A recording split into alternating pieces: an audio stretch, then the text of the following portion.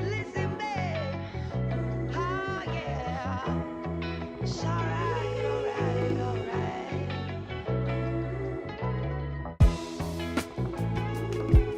Listen, babe. Oh, yeah. It's alright, alright, alright.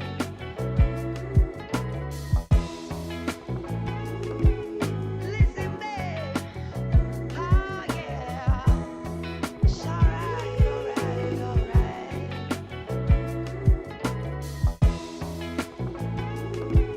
Listen, babe. Oh, yeah. It's alright, alright, alright.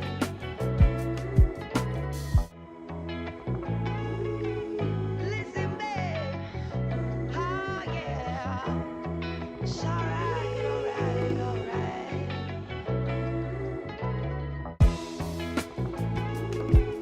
Listen, babe. Oh, yeah. It's alright, alright, alright.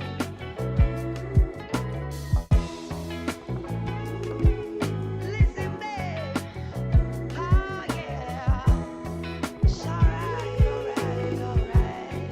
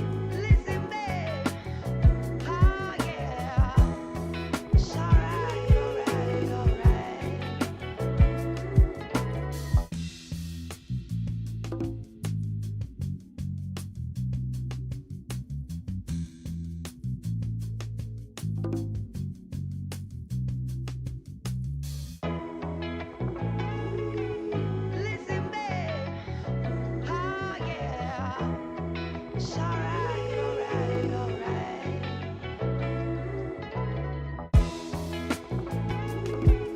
Listen, babe. Oh, yeah. It's alright, alright, alright.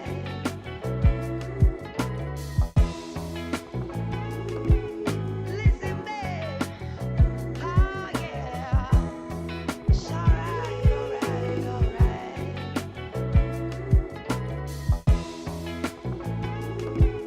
Listen, babe. Oh, yeah. It's alright, alright, alright.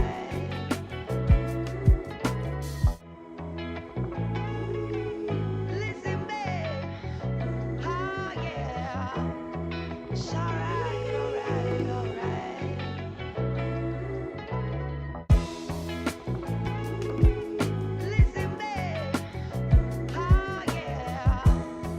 It's alright, alright, alright.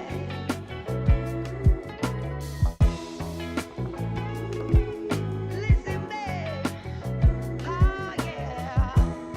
It's alright, alright, alright. Listen, babe. Oh, yeah. It's alright, alright, alright.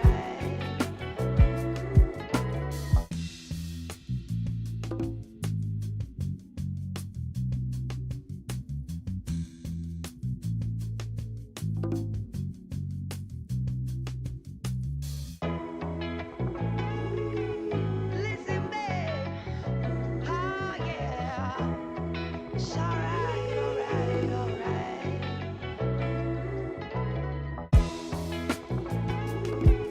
Listen, babe. Oh, yeah. It's alright, alright, alright.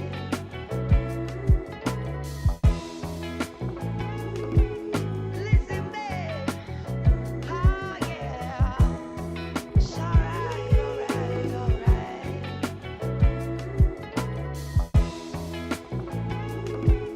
Listen, babe. Oh, yeah. It's alright, alright, alright.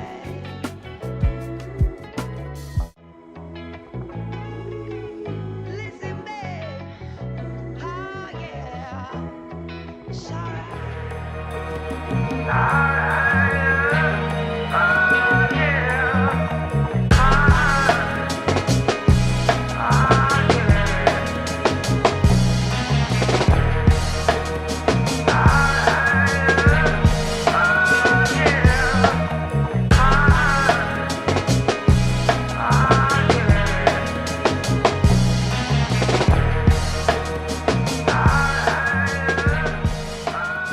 Hey, welcome back, What's up, everybody. y'all? Coming to you from 57th and East 14th. Apartment C. Hey, yeah, y'all just how you doing. This conversation we had before we went live was crazy. But yeah, hey, welcome back. Tonight's going to be, I think tonight's going to be the hardest class I've taught ever. And it's not hard as far as, it's gonna be the hardest class I've ever taught ever, is because usually I engage in a process of reduction. So I reduce an idea to its most simplest level that is transferable. But in this case here, I can't. And I'm gonna try to reduce it as much as I can, but if I reduce it too much, it's called, it becomes irreducible, which is you lose its meaning, right? And so tonight it's gonna be a cold-blooded class. Quick updates about Hope for next year. Hope next year is going to be a couple of things. One is the marketing material should be coming out soon for the marketing of Hope for next year. If you're alumni, we'll keep the price capped at $35 a month. But for new students next year, the class will be $50 a month. We're going to have a limited studio audience of no more than 20 people. That we will have a booking system for that. And the reason for that is because every year we get this huge rush of 70, 80 people the first 3 months. And if we had to be truly, truly honest, what's the percentage of those people that really stick with the class, right? A lot of those people are like New Year resolution, or somebody brought them a class, or they came with this idea they want to change. But yet, change is a long-term commitment, and it has to be something that you're motivated to do. I was sharing with somebody the other day. I was saying that, in teaching, you have to teach based upon when people are willing to hear. If they don't want to hear it, you can't teach them anything. And so one of the reasons we charge pricing, a certain price for what we're doing, and the reason we continue to increase the price is because we want to make sure that folks who are showing up, they want to hear it. If they don't want to hear it, it's irrelevant. 3 is we're going to remove the language, a year of hope. Although the curriculum would reset itself every year, you're really joining the tribe of hope, where it's insane for an entrepreneur to be doing what they're doing and not have other entrepreneurs to talk to. It's almost impossible to do well, especially if you're a single entrepreneur. You have to bounce your ideas off of other people. Otherwise, you will regress to the means, right? Because if everybody you're talking to either are giving you bad advice or they can't even hear you or they give you advice that doesn't even apply, you're in a world where everybody is amplifying certain ideas that don't lie. Okay, Ashley walked in the house. We ain't seen her in about 7 years, but it's good to see her. Good to see you. Glad you're back from Vietnam. It's nice to hear that you made it back, Mrs. Soldier. But anyway, so okay, Venus done walked in the room too. Okay, I guess we got look here. We got. I guess it must be a fashion show. And everybody here is popping too. Look here. I'm trying to see who's gonna walk through the door next, right? So anyway, but yeah. So hope next year price is definitely going up, and it's going up to one, encourage people who want to hear. 2, as we already mentioned, court is going to hit the first 6 months. I'm going to hit the second 6 months. First 6 months, we can almost call it awareness. Court is going to make sure that he's priming you for awareness, because what we found is that the level of distortion of reality for especially black folks is so bad. And for most Americans, but for black folks, it's on 25. And Americans might be on 15. But the distortion level is so damn high. Without awareness, none of these strategies is going to even mean anything. But because court will be dominating the first 6 months, we'll move through material a lot faster. And then the second 6 months, we're going to focus on strategies, game theory, strategies, and mental models. And that's going to be taking all the stuff you learned from the first 6 months and then just focus on application, how you use it, and redefining everything from how you learn to how you think and so forth and so on. So that will be happening. What else I wanted to say about next year? But yeah, go back to what I was saying about earlier. It's about the group is just as important as the class, because by talking to your peers and having peers, you can discuss business challenges, and later on in the near future, even having smart vendor relationships, B2B relationships, is the future of hope, right? Because eventually, by creating a smart tribal group, we will produce high quality output over time, and it's something that later on even our children can be a part of and produce high output as far as entrepreneurs and corporate leadership. Other thing too is I think that we haven't never mentioned is that we realize that in this class we focus on entrepreneurs, but we think that we're gonna go ahead and put a comma that it's gonna be it's also well designed for upper management in companies, because you're using the same principles. The biggest illusion about business is people think you are promoted through servitude. So the more I follow the directions of my manager, then my manager can give me opportunity and promote me, which is kind of like a slave mindset, where what you should focus on is the more I invest in my personal value, the more likely I will attract promotions, right? So you don't put your destiny in the hands of the person in front of you, you put your destiny in the hands of yourself.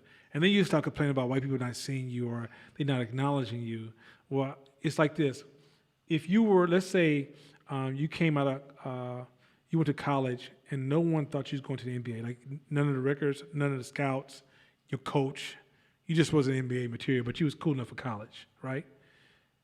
Do you think you would have the same experience as LeBron James or even any starter in the NBA? No, you wouldn't. You know why? Because they created personal value. When you create personal value, the world shows up to you different. They just do, right? And in corporate America, a lot of the experiences you guys are having is you don't realize how much you're participating in your own experience, because you're not investing in yourself. And you're not investing in yourself, then people don't see you because you don't see your fucking self. Matter of fact, I don't even see you. And so, you know, when you join these weak ass social justice groups who talk about I feel unseen or microaggression bullshit, all that stupid shit, then what happens is you're suffering from those experiences because you're not showing up. And so once if you want to control your future, stop asking some outside invisible entity to give you life. And tonight I'm going to hit you real hard in the stomach about some of this. But the goal is to take ownership of your future, take control of your future. That's why you're in this class. You're not in this class to talk bad about other races, groups, and people you don't like, and older people, younger people, rich people, poor people. We're not doing none of that stupid shit. What we're here to do is, how do we empower you? If you can hear this voice of mine and you're part of this group, how do we empower you to take power and control of your own life? And that's it. That's it. Like, game theory, some of the principles of game theory is that, one of the biggest principles of game theory that is cold-blooded is that a lot of times we think of game theory based upon set rules. But game theory is based on competition. So competition game theory says, these are rules, and to the person I'm competing changes the rules, right? And so the reality is that some of you guys are running around here saying, I did what you asked me to do. That's not game theory. When a person heading the game decides to change the rules, you must change also. And you have to recognize those adjustments and changes that are always occurring in society. And that once you hold on to any historical idea of, I've done this, I should have had this is unfair, you treated my people wrong, then you can never compete in a game where the rules are always changing in live competition. Because live competition will never keep the rules the same. Otherwise, you can never stay in front.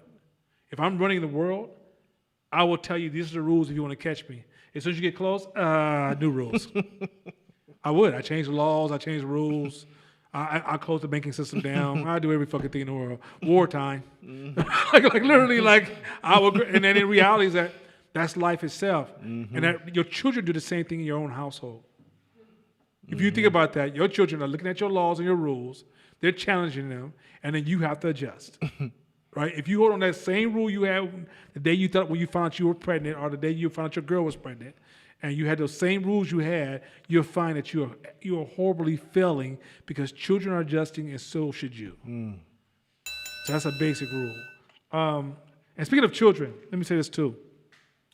A lot of the stuff you're learning in class, especially when you get to trauma and some of the principles of depression and mental behavior science. Stop going home and operating on your family. Can we stop that shit? Can we just stop trying to be children doctors? Children don't need to hear the word trauma and depression all fucking day. They need to, look, human beings, we've been falling into slumps. You always fall into slumps. You teach a child you teach a child based on where they are. Hey, let's push yourself. Let's drive. How can we get ourselves started again? As opposed to, oh my God, you're depressed. Oh my God, should we talk about your depression? How do you feel about your depression? Where are we going with this? Like, would you stop? Because you guys don't realize that indirectly, as you're caring, you're perpetuating. That you don't realize you're doing that.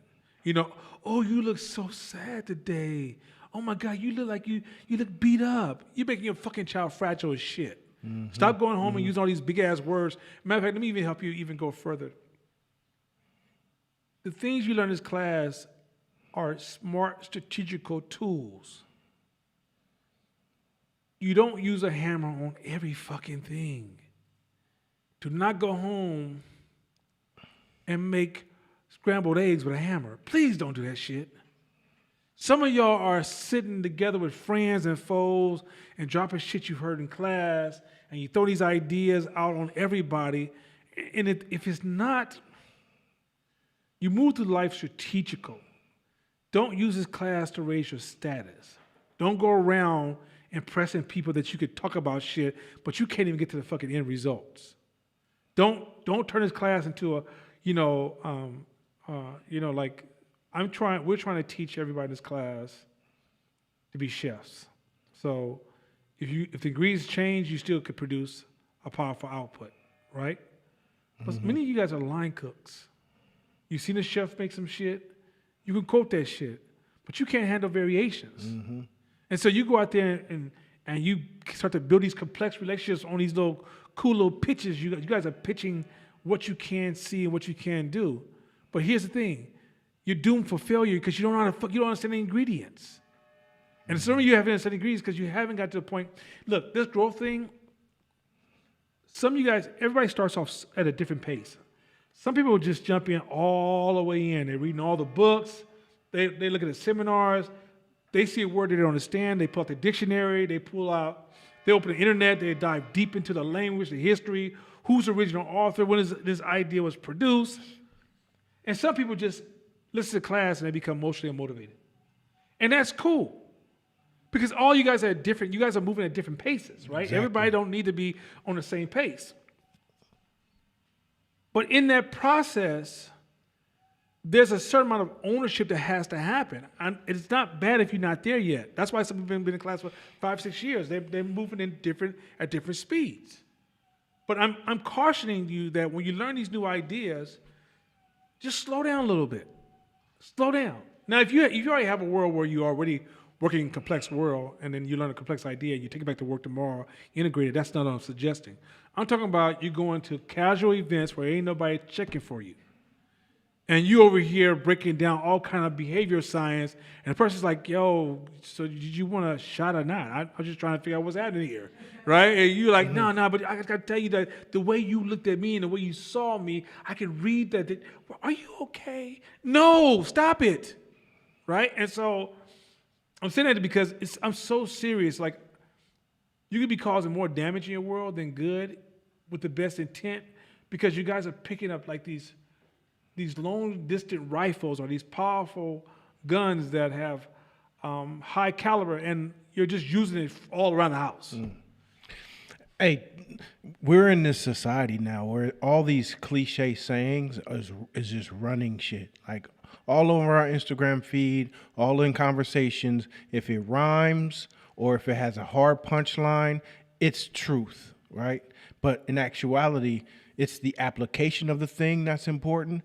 And if we are using it in our daily lives to prove its worth, and I think we gotta get out of that and learn how to be quiet a little bit. We gotta learn how to be quiet a little bit. I was The artist shut the fuck up. The artist shut the fuck up. I was playing with my daughter the other day, and we was racing from wall to wall. So you say, all right, go, and we race. So as I'm racing, I'll grab her shoulder and I push her back, and it gets to the thing. I won, and she's like, Daddy, you almost made me cry because you cheated. You cheated, Daddy. I said, I know I cheated. I'm really competitive. I wanted to win. And she's like, it's not about winning. It's about having fun. Cliche, right? Cliche shit. I said, all right, this is a good time to say. That's not true. It's not true. Having fun is good, but winning is good too. And if you don't win, you don't get mad at the person who beat you. You just figure out how you can get better so that you can improve yourself. And so she's like, but my teacher always says it. I said, I know. That's what teachers say. That's what teachers tell. But that's what I want you to think. Because this cliche world, I have you living a cliche life, which means you'll just be stuck in that bullshit cliche monotony. You know what I mean? Most people don't own their knowledge. Most people, period. So let's say, look at the world, 8 billion people. Billions of people don't own their beliefs. They just use it to engage, to connect, sometimes to dress themselves, sometimes to give value to themselves. But most people don't own that knowledge, right? And as you become an entrepreneur, you got to learn how to swim through the world where you're going to hear a lot of shit. Everything ain't worth a conversation. Everything ain't worth a fight. Everything ain't worth a dialogue. Because ultimately, you got to be conservative about your energy. And if you use your energy on a whole bunch of shit that doesn't matter, you can't solve the shit that does matter. Like, that's why I can't stand a lot of, big vision activists, telling me about what happened in the 1800s and how it's affecting today's time and culture. Often you go to their house, you can tell what they don't pay attention to. their house, their family, their kids, the community. And so y'all just slow the fuck down. Practice being quiet, listening a little bit more. Practice like surrendering arguments. Walk away. If it ain't going directly after your money, like if your banker's calling you, arguing with you about whether they're gonna take 30% of your money away, I expect you to bring the vicious beast with you. But if somebody says Willie Mays is better than Hank Aaron, and you out there debating, or somebody tell you they like blue more than red, or Costco is weaker than Target, and you think that's a discussion, it's not. It's not. Go, okay. Why you think that? And if they don't give you nothing convincing, move the fuck on. Go, okay. And leave them with that motherfucking Target is better than Costco argument. What about Walmart? Should you shut your cheap ass up when I'm talking? Anyway, so. Wow. Man. That was a straight way you responded from the hood. Go shut your ass up when I'm talking. Anyway, but so anyway, no, but seriously, it's really, in all fairness, just learn, because especially like this is the time of year you spend time with your family and friends. Many of you guys are self-perpetuating your loneliness, which I'm gonna get into in a minute, because you guys won't let certain shit go. Just fucking let it go. Isolation is not a causation of the world's tripping. Isolation is a causation that you're tripping. So I just want to be very clear. If you on Saturdays you're like, man, I want to go hang out and ain't nobody to call, it's time to do some self-reflection. Straight up. Let me jump into this shit. I'm about to move slow, y'all, because we about to jump this evening. We're about to jump into the Matrix. So last week we talked about the Matrix, and we kind of started off with the concept of feedback loops, and hopefully you guys have taken some time. Thank you. And reflected. This shit's about to be so heavy he had to sneeze. So hopefully you guys had, hold on a second, had some time to reflect on feedback loops. And feedback loops was designed to prime you for today's lesson. I kind of mentioned it last week. And now I'm going to take you into the Matrix. And I'm going to challenge something at the very core of all of our beliefs. Let me say this again. What I'm about to challenge tonight is at the very core, and you've been raised it your whole life. Hold on a second. I'm going to take my time, make sure I hit everything I want to say. Now, at the core of who we are, before we jump into the subject, before we jump to the next slide, human beings don't like to think. And take notes on this, because this is one of the ones where if you get this shit right here tonight, now tonight I'm giving you the seed. If you plant this seed, it will literally change your position in this world. But what I'm giving you is a hard dose of reality. Let me say this again. Tonight is a hard as dose of reality. And it's going to the point that most of your brains are going to kick it out as soon as you learn this tonight. You're going to reject it because it's so uncomfortable what I'm about to give you, because our brain is designed to go the opposite direction. Your brain has a deep, deep-seated need for certainty.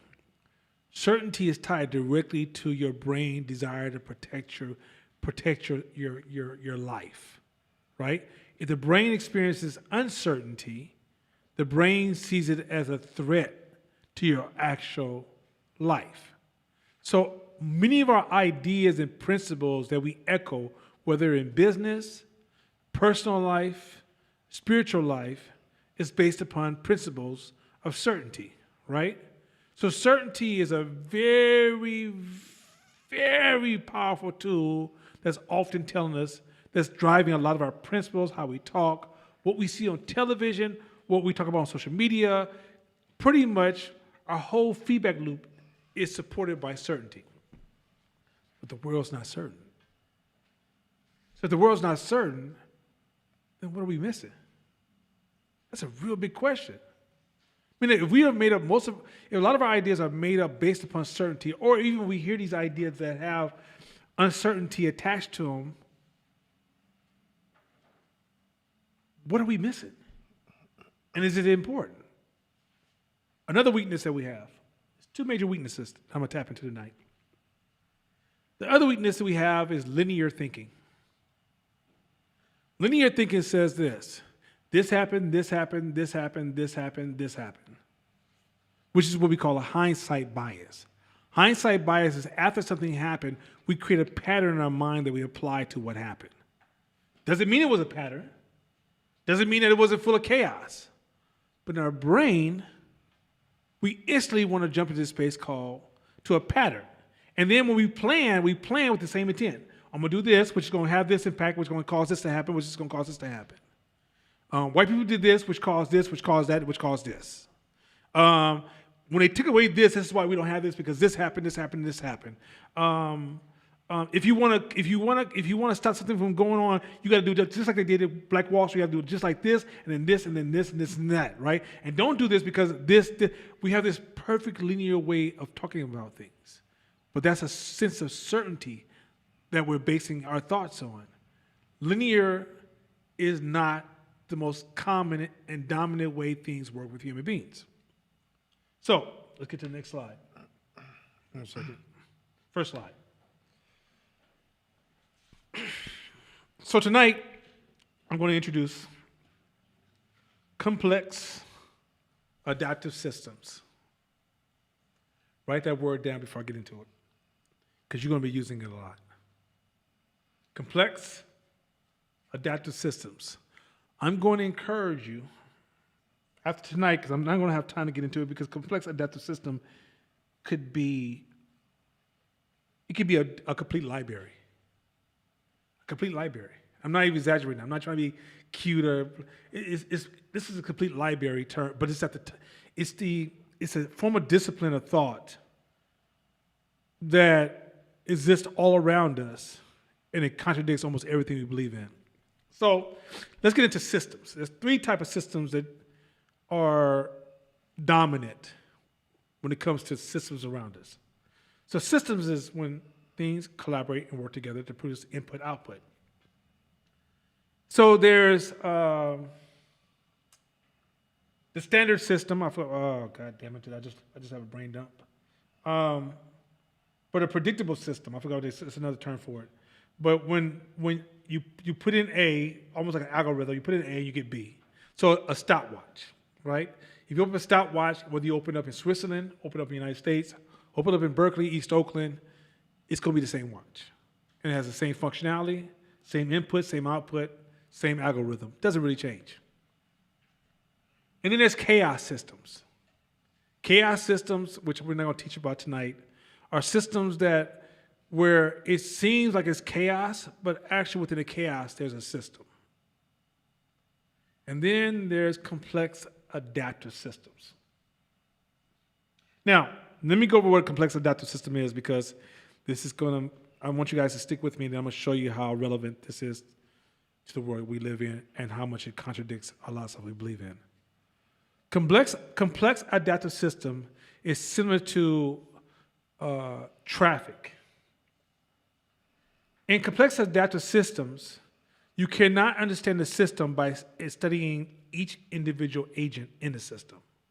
So, for example, if you study each car, which is based on this logical, rational design that does this logical, rational functionality, it has no relevance to the actual system itself.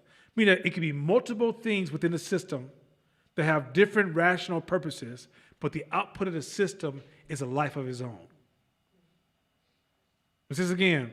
So you can have a whole bunch of cars on a freeway, but ultimately traffic has a personality of its own.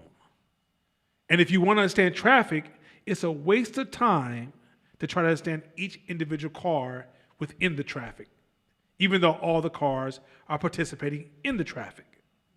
Some of the cars could be good drivers, some of the cars could be bad drivers, but at the end of the day, the traffic that through their collaboration is something totally different on its own. Complex adaptive systems don't necessarily have a beginning or an end. Excuse me, doesn't have an end. Complex adaptive systems are always changing. So let's say you discovered a complex adaptive system in the 1960s. By the 1961, it's already changed, 62, 63, 64, because complex adaptive systems, as it experiences human behavior, it adapts and adjusts and changes to that behavior. Not only does it adjust to the surrounding behavior of the world around it and the world that it exists in, it also becomes smarter. Complex adaptive systems are not destroyed or analyzed or crushed by individuals. Let me say this again. An individual cannot destroy a complex adaptive system. A complex adaptive system, matter of fact, if you engage in intervention, quite often it becomes worse because what it can output, you can't even predict. So if you decide, hey, I'm going to jump here and do this, to change that system, there's a whole bunch of methods like emergence, critical mass. These are all principles. There's a few principles. There's a whole bunch of principles that you have to use and tools to impact a complex adaptive system. But complex adaptive system is, here's another thing too. As soon as you think you understand a complex adaptive system, it changes. If you try to simplify your understanding of a complex adaptive system, you don't understand it at all. There is no figurehead in a complex adaptive system. There's no leader. There's no cut off the neck and the system will fall. The system exists without any particular leader. So well, none of how does the system exist without a leader? It exists based upon a feedback loop. I'll get into that in a minute. So as a system receives feedback, it perpetuates itself. And if you start to focus on good players and bad players, you have a distortion on where the problem's at.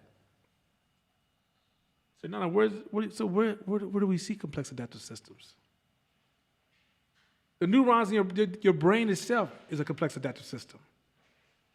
You have multiple neurons that serve multiple different functions, and ultimately, as those functions in your brain function separately, they produce a form of knowledge and wisdom that doesn't depend on individual agents or individual neurons. It's a combination of multiple neurons working together to produce your one form of consciousness. Systemic racism is a complex adaptive system. Mm-hmm.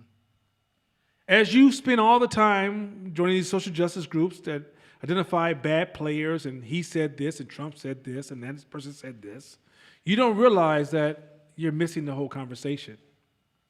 Complex adaptive system says that the individual players are just emergence of the system. They don't make up the system.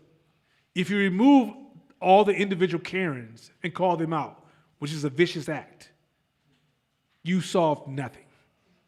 Because the system the system may have been started back in 1800s, 1700s, 1600s in a simple way. But once the system takes off and takes on a life of its own, individual players will be produced from it, but they don't control it. Very clear about this. This is one of the reasons that black people say, I think the Illuminati, I think some hidden group is taking over our people, because it feels like that. That's what complex adaptive system feels like. There's some greater intelligence that's driving the system. No, there's not. It's when a system gets amongst human beings and a feedback loop that links those human beings together, it starts to take on a life of itself, adjust, grow, define itself, and evolve. Now, let me really fuck you up. Yeah, you already fucking some shit up right now. This is really gonna fuck you up. In a complex adaptive system, leaders mean nothing. They don't mean nothing, but they're not as big. The myth of Martin Luther King, Malcolm X, Elijah Muhammad, Marcus Garvey, somebody coming alone to lead the people, is an illusion.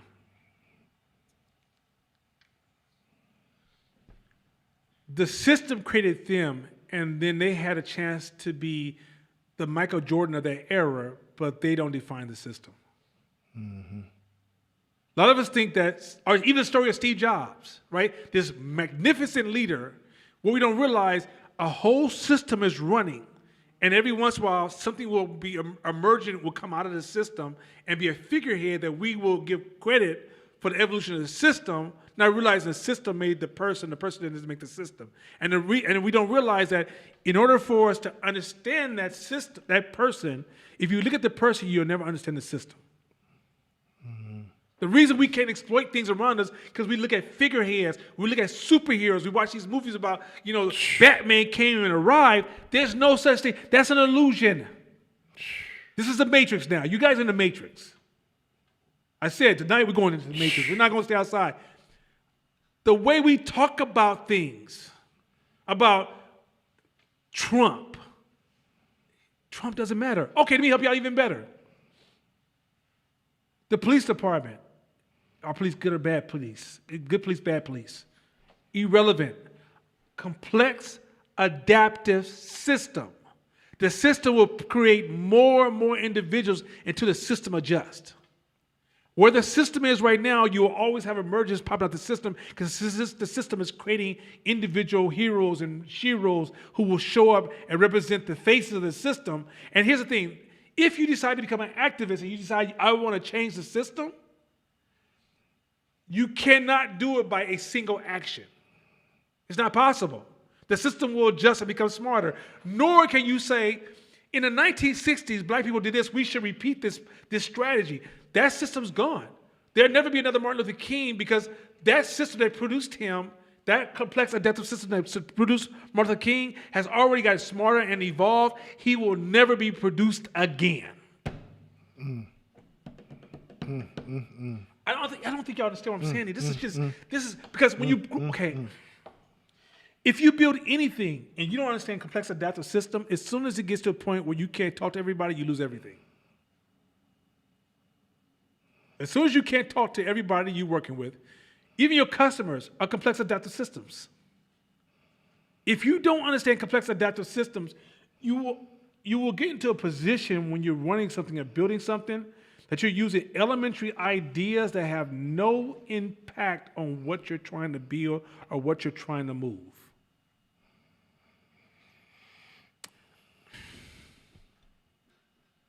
The dope game. This shit's so great. Even you decide, okay, I want to create my own complex adaptive system. You don't get to make that choice. You can do all the sparking you can, but you don't get to make that choice. This is how cold it is. Complex adaptive systems start from simplicity. What was the original group of Christians? Was it 17 people? Simplicity. Simple ideas. What happens is that if it reaches critical mass, which is a certain level of energy, and a certain percentage of people buy into the idea, then the people will buy into it. And if it's moving in the right direction, the output is outside of your imagination. Mm-hmm. Complex adaptive system, which means you don't control the world you're in. You're just a player in a bigger system. But we sell this idea that you're important and that you have input and you can go out here and shout on the mountain or you have the knowledge to wake people up. It does not exist. Matter of fact, I don't get deep into it, but with black people being ungoverned, I mean, there's somebody who's always looking at things in our system that's called that can take us in the wrong direction so they can create, they can shift, they can change the, what's the thing I'm looking for? They can impact the infrastructure that supports the system to guide the system in a better direction without you having a governance to oversee that. You fall victim to a lot of laws and principles that works towards your own destruction. To be ungoverned is a slow death. Because you will create a system. And what happens is that as you create that system, the system can start to shift in negative ways. And through smart engagement, you can shift it you can kind of shift it in other ways. But here's the thing: as you, even you, let's say there was a governance of black people, who's in charge of governing the black complex adaptive system. They would never have the answer. You'll never have the answer. Your job is to nudge it, but when you nudge it and go in another direction, you don't have control of the output. You can nudge it, and you can see the system can go towards, okay, so people stop doing this, they're doing this now, but as they start to do this now, something new is produced. So it's not like there's no destiny in this shit. When you have this many human beings on earth, or anytime you get a large such group of people, systems are evolving out of human interaction, and the way the system is held together is through feedback loops. So these stories we tell ourselves about, Steve Jobs changed. No, Steve Jobs, he's part of a complex adaptive system. If you've watched Steve Jobs, you'll never understand the system he was in. He's an emergent. Bill Gates and Steve Jobs is part of the same system. So when you have this false comparison of them against them, it's like it's a waste. It's an illusion. Now you want to play make believe. It's cool. No one's mad at battling about make believe. But in reality, life doesn't work that way. There's no we need black leaders. No, you don't. You know what you need? You need a smarter group. As people, because life is so complex when you come to adaptive complex systems become so smart that it takes a group to solve the problems the system creates. Individuals can't do it. You take some crazy shit? Individuals can't do it. Individuals can't do it. So in a world where everybody tells you you're that important, your ego is so important that you come to the game and the world's waiting on you, no, it's not. It's not. You can participate in the solution, but the world's not waiting on you. The system will produce Martin Luther Kings, but when Martin Luther King didn't step up, the system would have produced a Martin Luther King. You guys get where I'm going with this? It might have been in the 80s, it might have been in the 70s, but the system would produce that. And then when it deals with a certain amount of resistance, or technology gets better, or racism advances, the system also advances. The system can even go to extreme chaos position, and you think, okay, the system's going crazy, but by default, the system will pull things back to the means. You guys hanging with me so far? Hold on, let me get to my notes, some of my notes.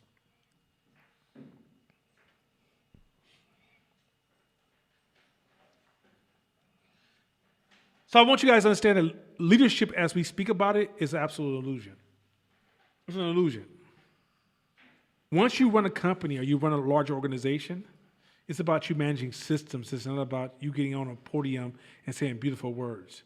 And it's about you knowing what to look at and what to manage to drive your company, not how to control people. Matter of fact, okay, so for example, in Venezuela, there's a thing called a dirty war. I think it happened in the 80s. And they killed, the government killed, I think, something like 100,000. No, it was less than 100,000 people.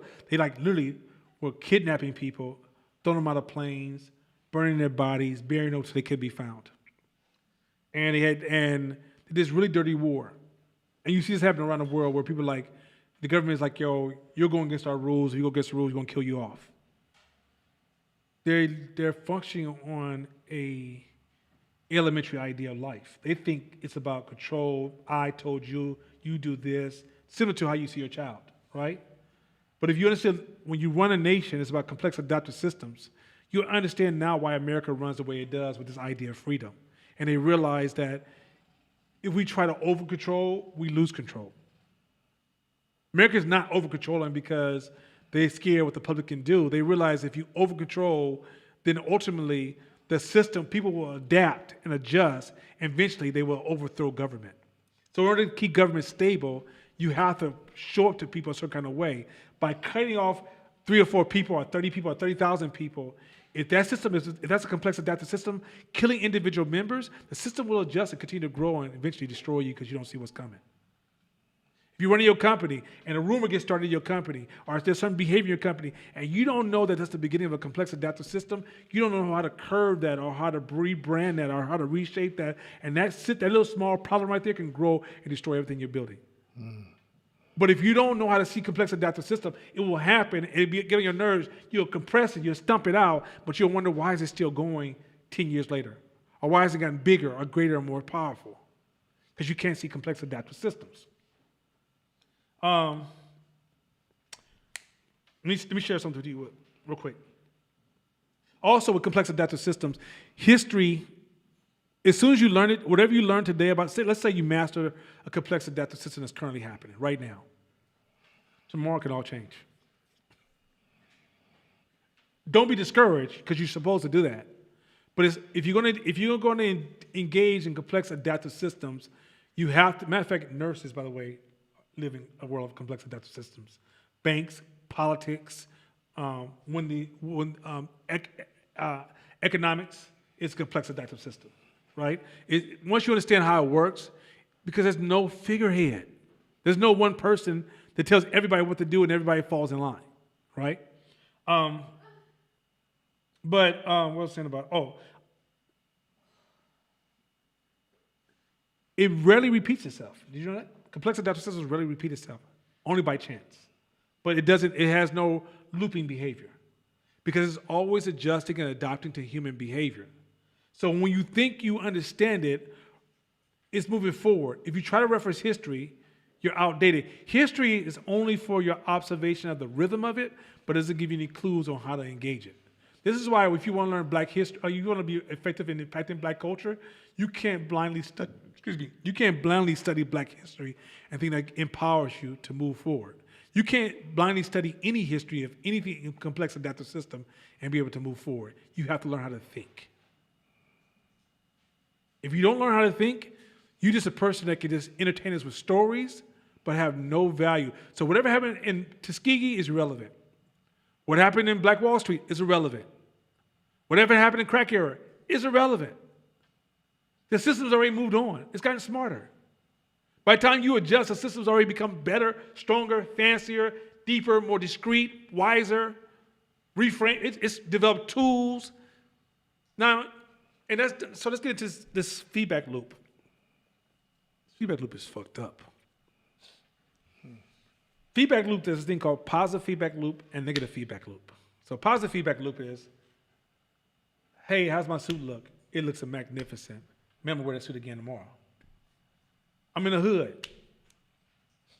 I buy me a 67 Camaro. Pull up to my friend's house. Everywhere I turn around, man, that's a clean ass car. Feedback loop.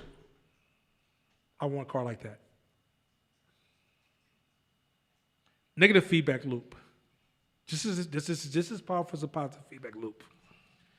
Watch how entrapping this is. Crime. Commit crime. Business is closed. Business is closed. You don't have a job. You don't have a job. Commit more crimes. Endless loop. I want y'all to see how cold this shit is. So when these two feedback loops come together, you have the one endless loop of crime saying business is closed because, or it may even make it even worse.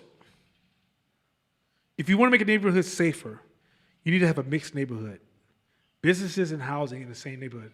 If you make it all about businesses, it's unsafe, and it's all about housing, it can be unsafe. But if you mix the two together, it creates a higher level of safety. So, businesses shut down, your children can't go outside and play. Children can't go outside and play, culture has breakdowns. Because through play and interaction and engagement, we build culture. Division happens. Crime breaks out. Division happens. Crime expands. You see how the hood becomes self-perpetuating? It's a vicious ass loop. So, what I'm about to share with you is something we shared before, but I'm going to put it in this context here. You, more than likely, based upon your economic level, are in a feedback loop. In order for you to grow, you got to do what's right even though it doesn't feel right. This is again, in order for you to grow, you got to do what is right even though it doesn't feel right. Because if you learn the feedback loop of growth, your environment will never give you a natural, it won't support you in that movement. You will not be celebrated. It won't feel good. If you did what feel good, like go to all the parties, hang out with all your friends, get your drink on, smash on somebody of the same or opposite sex, whatever you're into, eat what you want to eat, do what you want to do, be what you want to be, your life is what it is. If you want something more, you got to realize that you're going to have to redesign your feedback loops. Meaning that if somebody pisses you off traditionally, what do? Cuss a motherfucker out. But if you want to grow in your life to another level, when somebody pisses you off, you shut the fuck down. If somebody slaps you in the face, what do? You turn the other cheek. Uh-oh. Amen, I don't think you guys understand. You are not in control of your destiny if you're not in control of your destiny. You can't wish your way out of this shit. You can't pray your way out of this shit. You can't ask your way out of this shit. You can't wait for the white Jesus or white man or the white supervisor, whatever the fuck you want to call them, they're all the same, to come up and show and deliver you from this shit.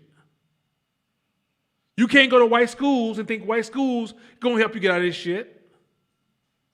You can't sit amongst white performers and other race and Asian brilliant people or Jewish brilliant people and think your black ass gonna get out of this shit.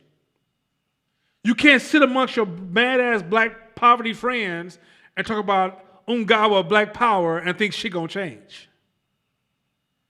The change starts with you.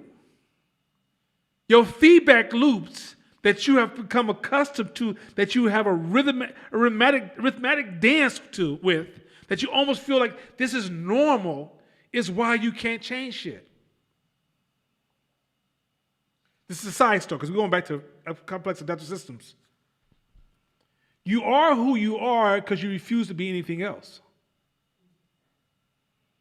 You're not willing to feel look,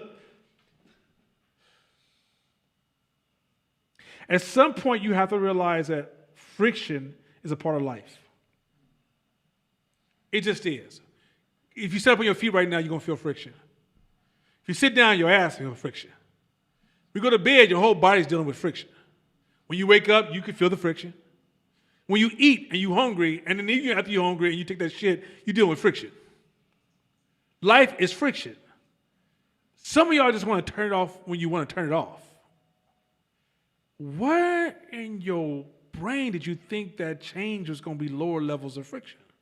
Yeah. So, complex adaptive systems, now you can see how they lock people into a belief system. So you can be in a job and be seeing the shit is wrong. Now here's the funny part of complex adaptive systems. Going back to complex adaptive systems. Systemic racism, Castlemont. I always call Castlemont, Oakland School District, is a victim of systemic racism. But a complex adaptive system suggests that white people and black people keep it alive. All players who are participating in it keep it alive. Because the feedback loop system now says everybody's keeping it alive, even though none of us are authors of it. So you don't get to say, white people, why are you doing this to us? You're active participant, sorry.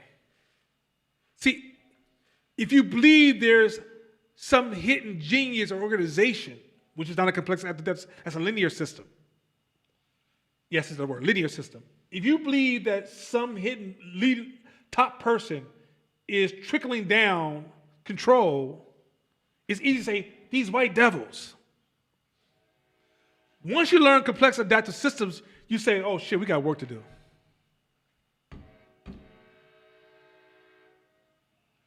Even the idea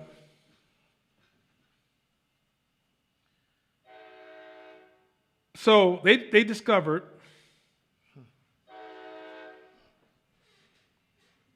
let's just go by it. Yeah,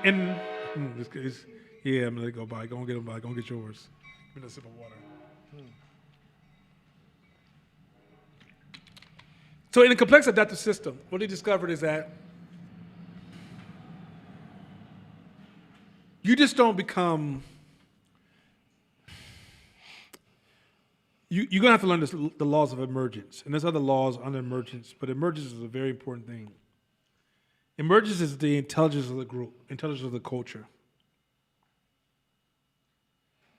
If the culture in itself is weak, your leadership will be weak. That's what's going to emerge. That's what's going to emerge. No Bible can save you. No school can save you. The culture you come from impacts the output of the individuals. Yes, individuals, because your innovation is no greater than the group. You really do stand on the shoulders of your ancestors. That's actually true. Your intelligence, none of us are born with absolute ignorance. You're born with the intelligence of all who came before you. Let me say this again. You're born with the intelligence of all who came before you. So when you spend all this time on social media, watching movies, they're telling you an idea that the world's about leaders, people are making choices, fairness. Somebody should be at the top, somebody's at the bottom. Those at the top are keeping us suppressed. That's not true. It's not true. Leaders, not true. Martin did an amazing thing, but it wasn't about Martin. I promise you, if you take a little bit more time and just push Martin out the way, you'll see brilliance. Let me say another thing too. If you understand complex adaptive systems, you also understand the opposite side. When he's like, oh, look at all these Negroes out here ain't doing nothing for themselves. The nigger versus, you remember the word niggas versus black people that Chris Rock did in his comedy special? You realize that so-called niggas have a very smart system. Gangsters have a smart system. I think I talked to Court the other day. I said, you know, one of the greatest crimes that ever happened in recent time was when the feds decided to get rid of all the top of organized crime. And now you have all this unorganized crime.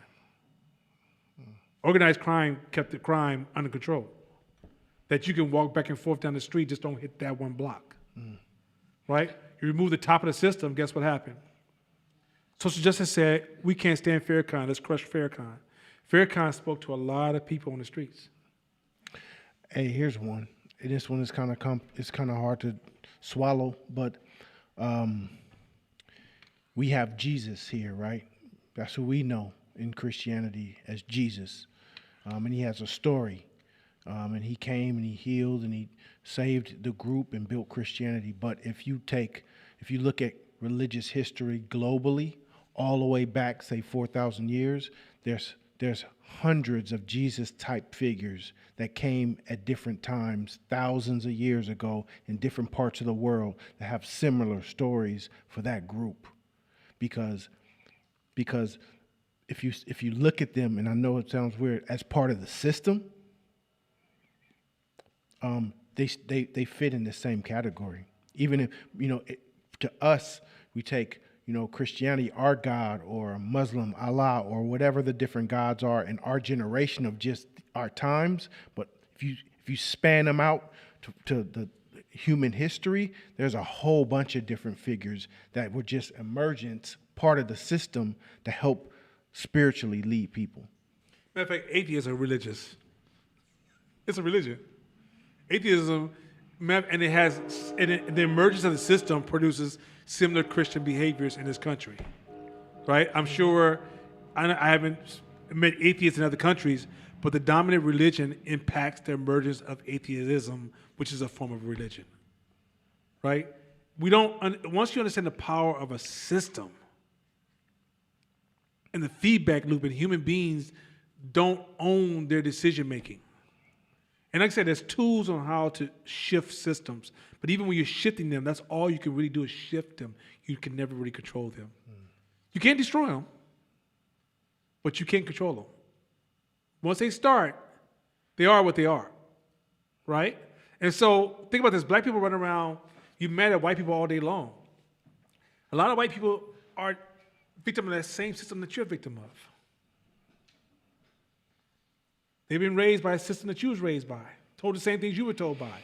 I think it was talking about in the book, they were saying that if white people don't know what happened to you since the 40s in this country, and you don't know what happened, or you don't know what happened to you since the 40s in this country, with the redlining and how the United States government participated in unfair practices that created ghettos and poverty and so forth and so on, and white people don't know that story either, then you can understand why their feedback loop says, that don't make sense to me. Right? We're all victims of old school systems that were created. So when white people run up to you and say, hey, well, you think it's racist, why is it racist? And you go, because Donald Trump, you're already wrong. And She said, he said, Karen, irrelevant. you know what I was just thinking about too is that sometimes when it comes to what we think white people do, it's just a clash of these systems. Our system clashing against their system. And we call it racism or racism. But in actuality, their complex adaptive system that helped them grow and become who they are, they got a whole network of behaviors that they do that make them powerful and strong. And part of them is a lot of it is, damn. A lot of it is that radical responsibility that they hold. So if they are in a neighborhood, it ain't just because you black. They gonna ask everybody, "Hey, what you doing here? What's your business doing here?" But because of the clash of our systems, which tell us, man, we have systematic racism. Sometimes it's just a clash. So now it doesn't mean that based upon the Overton window philosophy, it doesn't mean that our protests in the 60s, it did impact the system. Just like if a car breaks down on the side of the road, right? It causes impact on the traffic. Or if you have a long tail experience, a long tail is when something that usually doesn't happen happens. So for example, if all human beings are usually, nobody's above 7 feet tall and nobody's under, say, 4 feet something as adults, every once in a while you might get somebody who's 7'8". It's a long tail, rarely happens, right? So if something happens in a system that is rare, or something happens that's unusual, it can impact the whole system, right? One car breakdown can create traffic for miles, correct? But the system of one will adjust, and two, it can become smarter and evolve. So it's not saying our protest has not been relevant. Protests have been relevant. Even some of the extreme forms of protest has been a good thing. So when we said, we want our own country, we want our own thing, the system was going to give you that, but maybe what it did was it gave you certain rights that you wouldn't have had if you didn't ask for that, right? Complex adaptive system is not, don't trust your current logic because your current logic doesn't even fucking fit. This is why we're not building high rises. We got black people producing all this fucking money and we can't build high rises because we don't understand complex adaptive systems. And then all the principles that go along. I encourage you when you go home, because I can spend 10 classes talking about the branches of complex adaptive systems and how to manage them and what's required and how to think about people totally different than the way you thought about people before, how you have to rise above shit. Matter of fact, right versus wrong is anti-everything. Yeah. Right versus wrong is because you're trying to control knowledge that you can't control. Knowledge is growing, changing, and evolving. And when you right versus wrong, what you're doing is you're shrinking. What you're doing is you're taking, say that knowledge represents miles and miles and miles of knowledge. What's the word I'm looking for? Maisha, what is it? What's the word? It's a famous, but miles and miles and miles and miles and miles of knowledge. What you're trying to do is take the knowledge that's within the reach of your hands and say that's all there is. Hey, that's why this whole cancel culture shit and going back and finding old people's tweets and Instagrams 10, 15 years ago is so stupid, because we're evolving culture and because it is. And a lot of times you're swimming in the confines of your culture in the moment that's acceptable. And it's acceptable. there's shit that you've done in the past or said that you don't even realize is completely bad now in today's society. You remember the old school Family Feud with Richard Dawson? Remember that? That was a shit, right? Everybody used to watch it. Did you know if he was a female contestant, he'd kiss you on the lips? Every single one. The wife, the daughter, the kid, the little girl, everybody kissed every female contestant on the lips. Imagine that in 2021. Now, is anybody going to go back and cancel him and call him a pervert or sexual predator or whatever? Because that was culture at the time. It was acceptable. So for us as entrepreneurs, we can't get in the middle of that shit. Like, we got to use all of our bandwidth and thinking power to build, grow, expand our systems. Next one. Any questions? Because we got to go to another law, one more law that's going to be really deep. This is the first one. Was complex adaptive systems. I'm encouraging you, once again, everybody go home and learn about it, because then you understand policing different. You understand America different. You understand corporations different. You understand organizations different. You understand groups different. If you understand churches different, you understand so many things so differently. It's going to change the whole world around you. And then you're going to realize a lot of these ideas that you've been holding on to and the way you move is you move like the workers of society or the lower class of society. You're not learning how to move and think as those who are controlling like larger groups or owning higher levels of responsibility. And many of you guys want to move into leadership, but you guys are trying to move into leadership with elementary thinking. And so you want to learn complex adaptive systems, because then when a company has a problem, you'll even start to see a through point on how to solve the problem and what's required to get there and who you have to tap and what models and tools you have to use to go from point A to point B. But if you understand complex adaptive systems, none of those tools that are out there, once you learn the system and you learn all the tools that plug into it, you'll go back to even a school. When you go to a school, you're like, school's having this breakdown. If you don't understand complex adaptive system, you won't understand a school. You'll start thinking about, we got to get rid of the school attendant, the superintendent. We got to get rid of this teacher, this principal. And it's like, no, you have an adaptive system that produced them.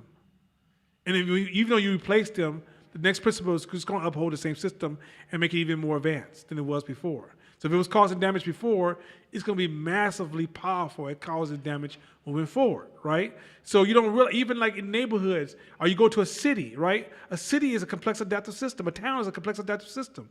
Once you walk into a town, you'll learn that system and you'll understand, what's driving, what's causing, what's enforcing it, how is it, like, if you don't understand this stuff, you'll get caught up in these stories of me versus you, them versus I. They don't like me. And before you know it, guess who dies? You do.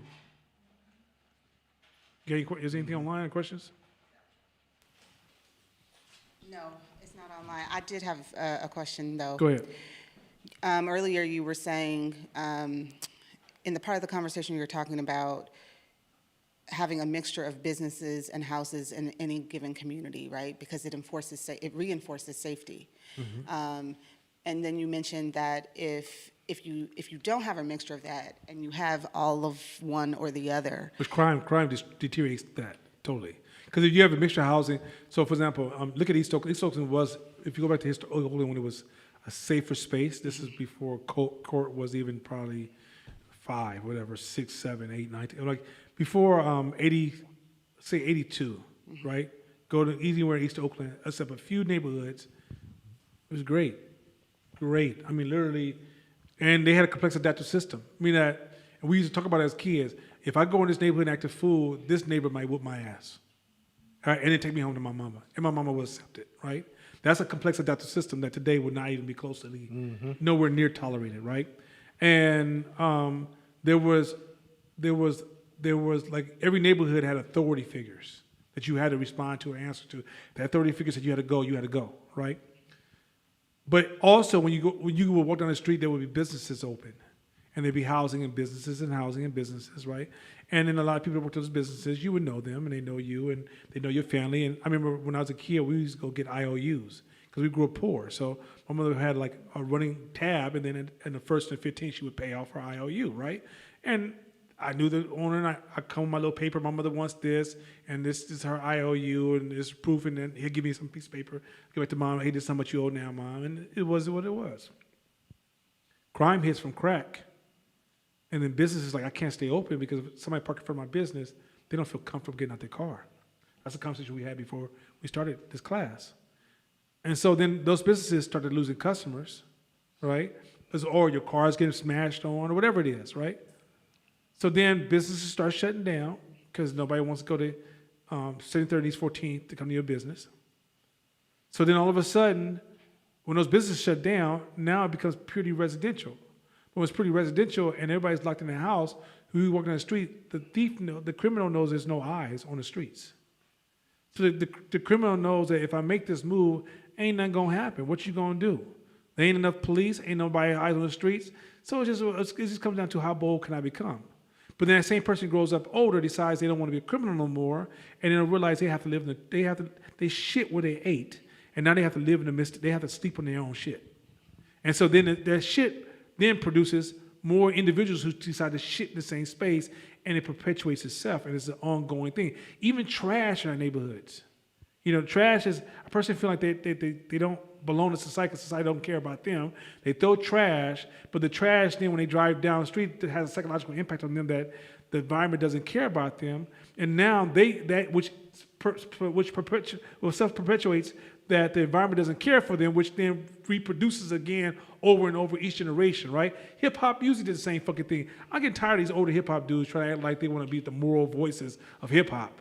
Like, you motherfuckers, when y'all ran strong against, I can't help what about Arnold Schwarzenegger? He does bad too. All this shit they did, right?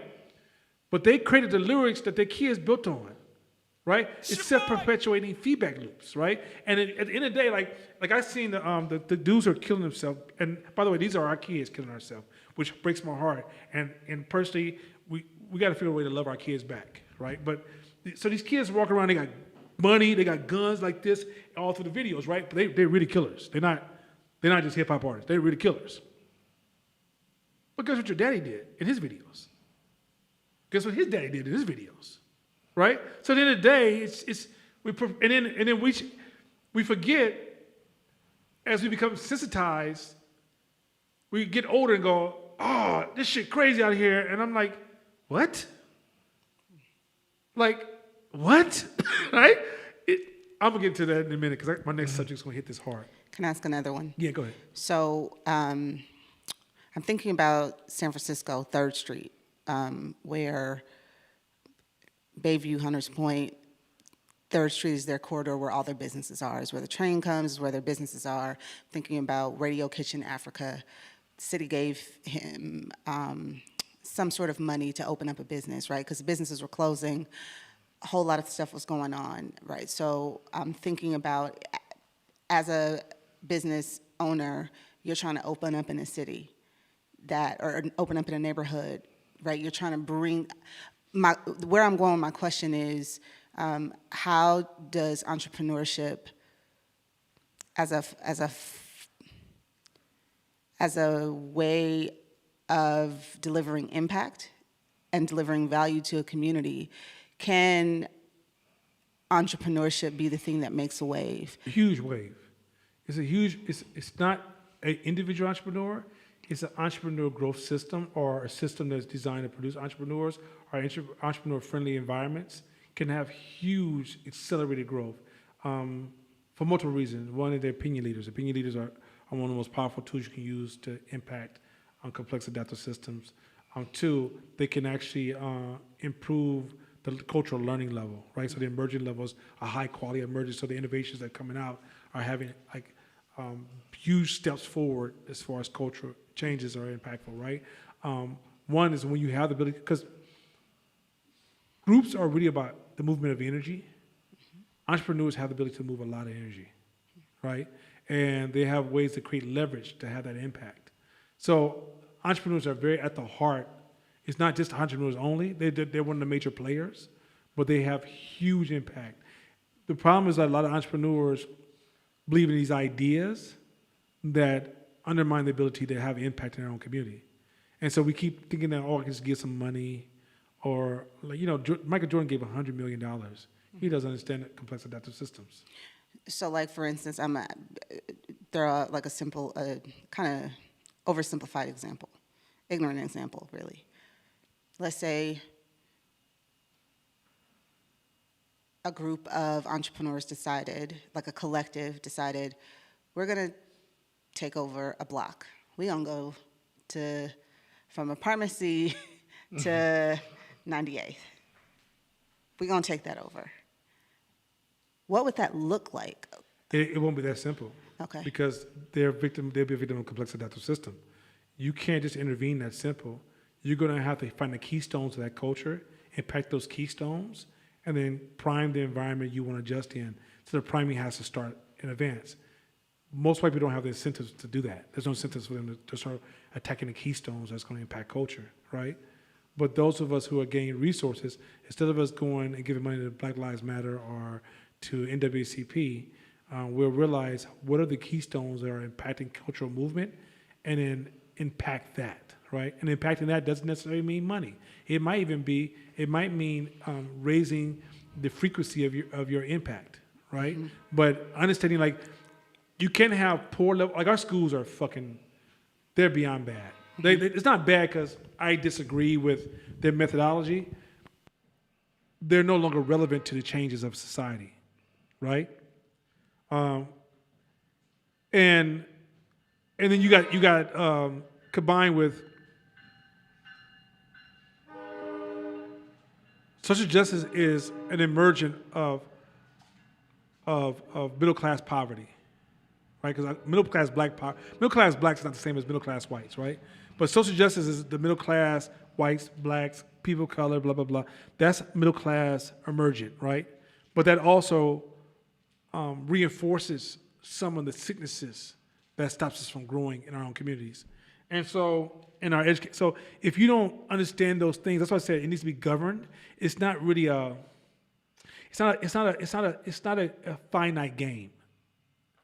If you decide you want to impact the black community, you're gonna have to think about it in an infinite way. Meaning that there is no beginning on this game. There's no end on this game. And the rules will always change. That's the shit gonna fuck you up, because most of us are talking fight night. We talk about black community and we want to wrap it up into some fight like solutions. No, infinite thinking is what journey should I start on? But when you start on that journey, no one can tell you your distant learning because it's unknown to everybody at the beginning of that journey. Everybody. There's not a human being on this earth can tell you what you need to know if you're managing a group of people 10 years from now. It's not possible. Even next year. Shit. Can I use a real example? Just because it's a familiar one? So think about like what RAIN is trying to do. Who? RAIN. Free? Uh-huh. Okay. With the collective. With the collective and bringing other entrepreneurs up and in, right? Giving them a space so that they can kind of have a place to be, and then they build and they go out. Yeah, but okay. Yes, that has potentials. That has potentials. That has potentials. I think, If it's a long But term, if it's a long game but play. the thing is, if it's a long game we got to play. And like, for example, Hope has to think about succession. Right. Meaning that if me and Court gets hit by a bus, or me and Court just get old, how does the system continue to grow and impact our kids' kids, right? Meaning that everybody in Hope may not be a dope entrepreneur, but Hope is producing dope entrepreneurs. You get where I'm going with this? And so, but it's like, that's the game we're really in right now, is enhancing emergence. And so in enhancing that, and when you guys look it up, you really get what I'm talking about, right? But in enhancing this emergent, what it does is that you produce higher levels of innovation that will eventually change the conditions of our people, right? But as we start to grow, there's problems we're going to create with our growth. So if you went to a neighborhood to grow it, you're gonna open up a box of problems that none of us can predict, because it's a complex adaptive system, meaning it's always moving. And so let's say we created Hope and then we just walked away and Hope went away.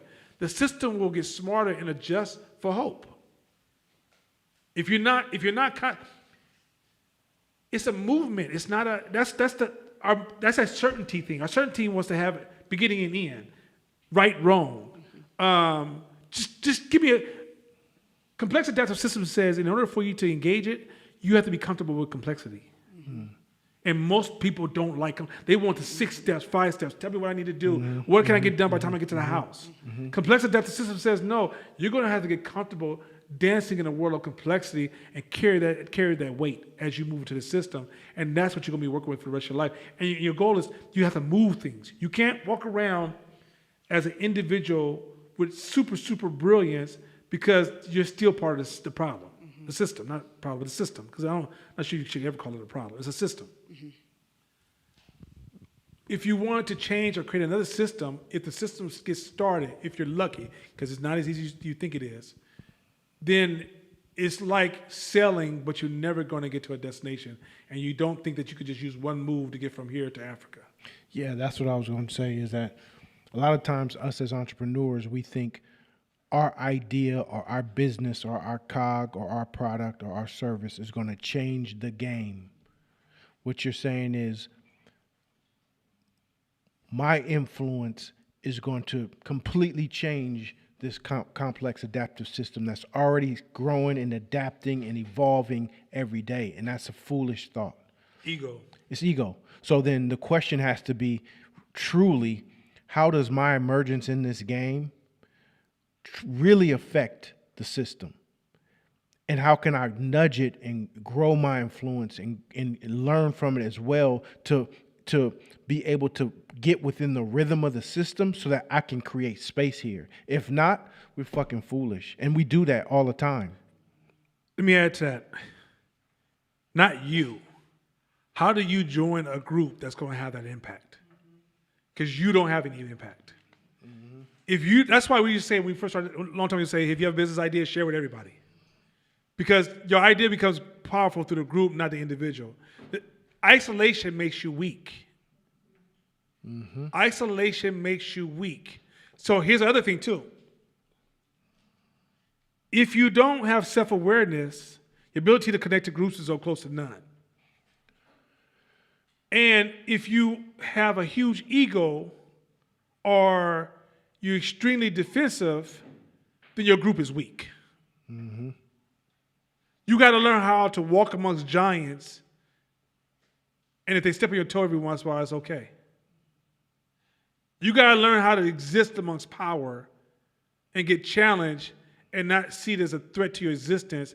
Otherwise, you can't build the smart enough groups to navigate through complex adaptive systems.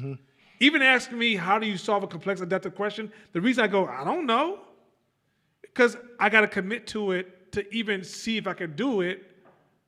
And there's a rule that said when people look at complex adaptive systems, there was a lot of research done on failing businesses, and they realized they look the same as successful businesses.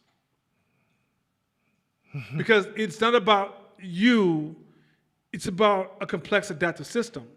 You can have the best idea at the wrong time. There's a question online. Can you move it and come back to it? Yeah, I'll come back to it. So, law of diminishing returns.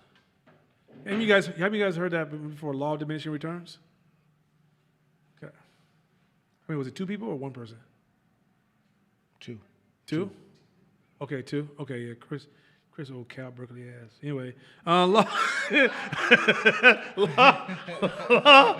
of diminishing returns. So let's read this next. I'm gonna start with Shabisha. Let's read this first concept because I'm gonna take it way further as a mental model. Go ahead. When producing something, there are inputs and results. So, what do you mean by inputs and results? You go to work, you work this many hours, you get paid this much money. Straightforward. I work hard, I get a hard output, right? I plant seeds, I get this many trees, give me fruit back. I hire 10 people, I get this production level of work. So input, there's a calculation of I put this input in, I get this output out. Go ahead. The law of diminishing returns states that simply increasing one input but keeping others the same will at some point yield diminishing results. Keep going. In some cases, This can be improved by adjusting other inputs appropriately. Keep going. For example, if adding more workers to a factory, we can also add more machines and working space. In other cases, the production may be inherently difficult to parallelize. Okay, so I'm gonna simplify this for you guys. You can work really hard at your job,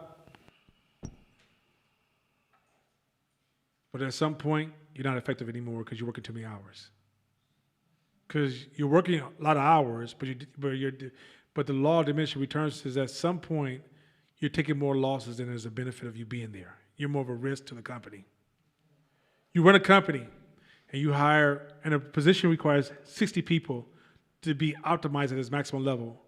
But at 61, you start to take losses because that one person is just sitting around with nothing to do because they got too many people on the clock. You start to take investors, but you're taking too much money. Yes, black people, you can take in too much money. To a point now, you're so busy trying to serve the investors, you destroy your company because you no longer provide good customer service. One of the things I used to talk about working out, my famous one where I'm working out, and I would say, if I'm working out and I say, Court, come cycle with me. And Court cycles with me, like, man, this is a really good workout. He goes, Nana, next week, we're going to be climbing Mount Everest on our bicycles. You ride with us? And let's say I can really climb Mount Everest. I can do it. I'm going to say no. And it's based on rules of diminishing returns. Diminishing returns says that my workout level of output is guaranteeing me a certain return. If I go past that point, I'm going to start taking physical losses, which will compromise my output. So I can take so many losses to the point that either I mentally end up burning out and then I end up missing months and I set myself back months. I can become injured because I pushed myself too hard. So when I work out, the reason I don't adjust my workout for other people is because I can become victim of diminishing returns. Even how many days you work out. Working out 3-4 days a week, 5 days a week, man, your body working out 7 days a week, you'll end up getting diminishing. Your body can't heal, can't recover. So that's why it's too much. You can die off drinking too much water. Like there's certain things that you can push yourself to do that it's a curve, right? So at the peak of the curve is at the sweet spot, but then diminishing return starts even though you're pushing yourself more. You could tweak something in your life. Let's say you're working on an idea and you're tweaking that idea. Diminishing returns so you can over tweak it to the point that the cost of the tweak is not even worth the cost. The amount of money this costs you for the tweak is causing you to take a loss in your business. You can study and analyze something, but diminishing returns so you can analyze and study too much. So that's kind of like the business side of diminishing returns. Where when you're running a system, you should always be analyzing when is it not enough and when is it too much. When is it not enough and when is it too much? And those numbers are never fixed. Mm-hmm. They're always moving around. So as you grow, enough, you might be right now 60 people is all you get is your maximum amount of number. You may grow and that number could be 40 or it could be 400. You don't really know. Because growth doesn't necessarily mean you have to increase the amount of people. It might require you to decrease the amount of people for agility purposes. Don't know. But let me move it further. So when I started 510 Media, we started practicing diminishing returns the first year. Me and Mashama was together. And the rule was, Mashama, next year, we better not be who we were last year. Next year, we got to reinvent ourselves. If we don't reinvent ourselves, we may not have any value to the market we're trying to tap into. Now, that's easy to say when you're at the bottom. But can you say that when you're at the top? Mm-hmm. Next year, we better not be who we were last year. And let me tell you why this is important. It's the law of diminishing returns. Now, this is where the shit's going to get fun. Winter starts. The first piece of snow comes down. Oh, my God, this is beautiful. Look at the snow. 60 days into the winter, why did I ever fucking move to this cold-ass place? The movie that scared you when you was 5, now that you're 40, 35, even 25, go show your child and watch me laugh at it. Because culture has become adjusted to it. There's nothing you can do in business that the culture will get you. You can go on a roller coaster right now. Exciting as fuck. Right at the same roller coaster 10 times. The 10th time, you're thinking, how much longer before this shit is over? The world adjusts. If you provide any service or any experience for a human being, human beings will adjust. You meet somebody real pretty.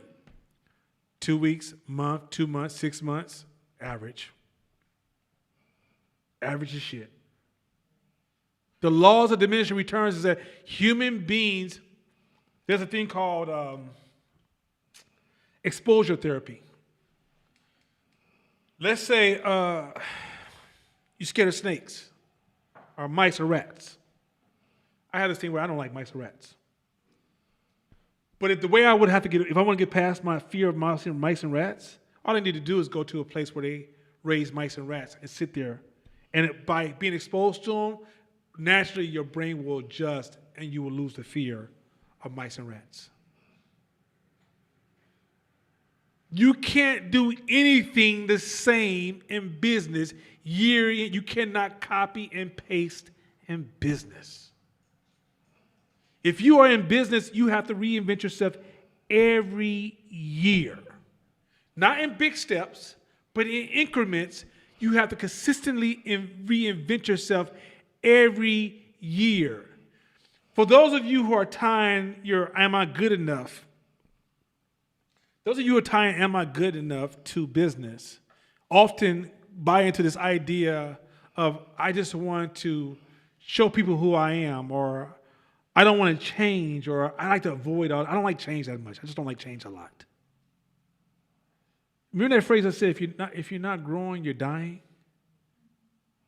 You have to also, just how you have to accept friction is a part of life, change is a natural part of life. Because the law of diminishing return said, if you're not changing, you're becoming irrelevant.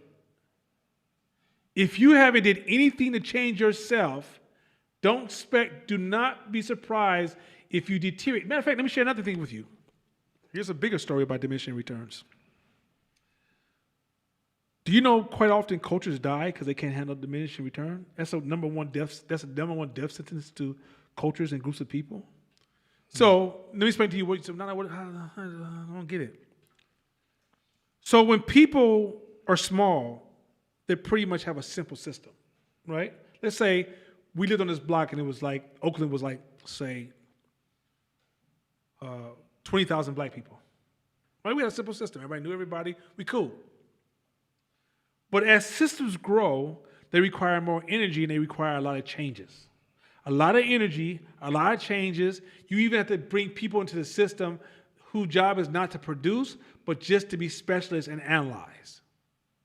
You will have people in society, they don't produce shit besides sit down and think about problems and analyze and provide feedback, right? This is what the bigger the systems get, the more the people who are playing a role and keeping it alive are all not working on the system. Some of them are thinking about the next step for the work that's going to be applied to the system. The system then will also take on a little bit of good, a little bit of bad, a little bit of all kind of different characteristics. There's no such thing as a pure system. Everybody is going to come by y'all. Matter of fact, that's also under, I didn't get into that tonight, but when people talk about black people just need to come together and unify, that's not true. That's never been true by human beings. If you get anywhere between 20 to 20% of the culture agree upon everything else, everybody else follows. That's just how culture works. 10 to 20%, especially the influencers, everybody follows them. But anyway, go back to this. So as a culture grows, what often happens is the culture, because it doesn't want to change, starts to break. And then the culture starts to dissolve because they want to go back to the way it used to be. What does that make y'all sound? Y'all heard that before, black people? Remember the way we used to be, the way we used to be, what you just told me is you're a person that has not embraced the natural order of change. There's no such thing as used to be doesn't fucking exist, so stop bringing it up in the conversation as if it's a valuable variable in the dialogue. It is not. Used to be is dead with your thoughts. It's dead as your outfit you wearing. Dead as hell. You also have to be able to have data points. You have to have a data set in order to know if your returns are diminishing or not. A lot of times we're just throwing shit at the wall and hope it stick. Or we blame God or natural disasters or unforeseen occurrences, all kind of shit. When if we're analyzing our inputs and our outputs constantly to create data sets to know, okay, shit, when I added that, things took a turn to the left. The only way you can get to those points is to be observing and taking data in what you're doing. Like example in my company a few years back when we had this thing where quality control, we want to make sure every single garment was perfect. So everything that came through our office, we had someone quality control it, check it back, forth, up and around. And so guess what ended up being our bottleneck was that department. So to fix that, we hired another person. So we doubled the amount of staff in that department so that we could speed up the quality control, right? But now it started costing us more money just in that department. So what we ended up doing was I called my factory and like, yo, you got to do better. Don't send me no shit. Don't send me the shit at all if it's fucked up. You got to have your quality control people double check before they send it to me. So it cost us no less money, and soon our stuff started coming 99.9% fine. So we got to let go of that second person because now it wasn't bottlenecked, and we allowed for that person to quickly get through, and then we raise back our profit margin. But the point is you got to be able to have data and look at your numbers to even be able to come up with those solutions. And by the way, data is not. You got to learn the principles of distribution to understand data. So if you think your data is a flat idea, data means nothing. You got to understand the different types of data, how data exists, the flaws and limitations of data. If life lines with data every time, then that's not life. So you got to know how to use data wisely. The principles of data isn't. One of these days, maybe he'll teach a whole class on the principles around data. Data is not simple at all. It by no fucking means is. Matter of fact, those who are often fooled by data is those who develop a Puritan relationship with it. Mm-hmm. And you have to know how to strategically use data. And is it dynamic data? I mean, it's so many laws to data, it's ridiculous. But anyway, the laws of diminishing returns. So one of the things that make this discussion really difficult for many of us, because many of us suffer from scarcity. So you think more is better. Right? But there's a point when you can have too much money. What are you losing? Let's say you made $1 million a year and you were able to go to all the clubs, all the cafes you wanted to go see all your friends. Nothing, no problems. You make $50 million a year. You think you can have the same lifestyle?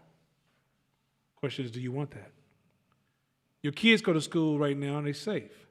Go to $50 million a year. Can your kids still go to that same school? Do you want that?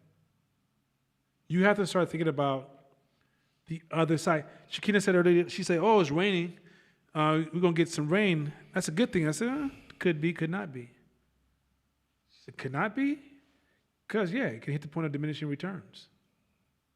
If the rain comes in too fast, see, rain if you're in a drought, it can't come all at one time. Oh, you can't get all in one run, right? But if it comes in too fast in one run, you have a flood, you have damage, you have landslides, you have all kinds of stuff that can happen and cause death and destruction. So it doesn't mean, it's important, you have to think about this differently. Like, I think where we go wrong is we think about diminishing returns only in these small tunnels, but it applies to everything in life. If you decide you want to build something, what's too much, what's not enough? How long should it last? What's too long? What's too short? How many people should be there? What's too many? What's too little? What should the organization?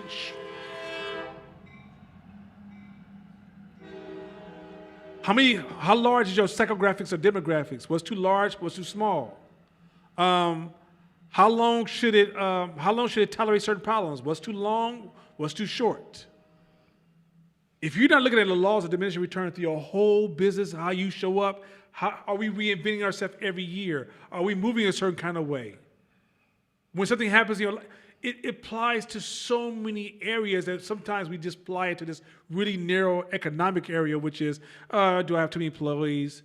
Am I overspending, underspending? But even in investments, what's too much, what's too little? Some of us here, like, I played a video podcast, the Wall Street Chapter, and some of you guys are like, I'm ready to invest. Are you? Do you understand laws of diminishing returns? Do you understand complex adaptive systems? Because some of you guys are going to look at, oh, this person is saying this, I'm going to invest in them. But what about the system around them? Right? I'm giving you guys like this way deeper game, and if you just take time and like learn these principles on your own, because I'm not going to have to be able to teach them in thoroughly, but this whole idea, like you see it in the movie industry, right? Where in the movie industry, a movie will come out, a style of movie come out, or even in rap in music industry, a style of music will come out, and they'll run it until the laws of diminishing returns kick in. And nobody wants to hear it no more, right? But they're running whatever style of music or whatever movie, you'll see multiple versions of that, right? Every industry is a victim of that. You can only run whatever you're doing. I don't give a fuck how magnificent you are. Whatever you're doing has a limitation. Whatever you're doing, and if you don't know what that limitation is, you might be failing because you're in the space of law of diminishing returns. That whole 5-step, 7-step shit that we talk shit about a lot, all that is that game. They run the reports to say, you know what, people are buying more of these books that have numbers and steps on it. So then the industry just ran with that shit, and now you don't see that anymore. Why? Because diminishing returns happen and people stop buying those books with those titles. Now, the authors didn't change. Even the guts of the books didn't change. Just the titles now change. And now it's on some new wave shit that people are attracted to now. You guys good with that? Keep it moving? Any new questions popped up? Anything significant? No. Okay, okay, move. All right, throw that one. If it's only one, give it to me real quick. Okay.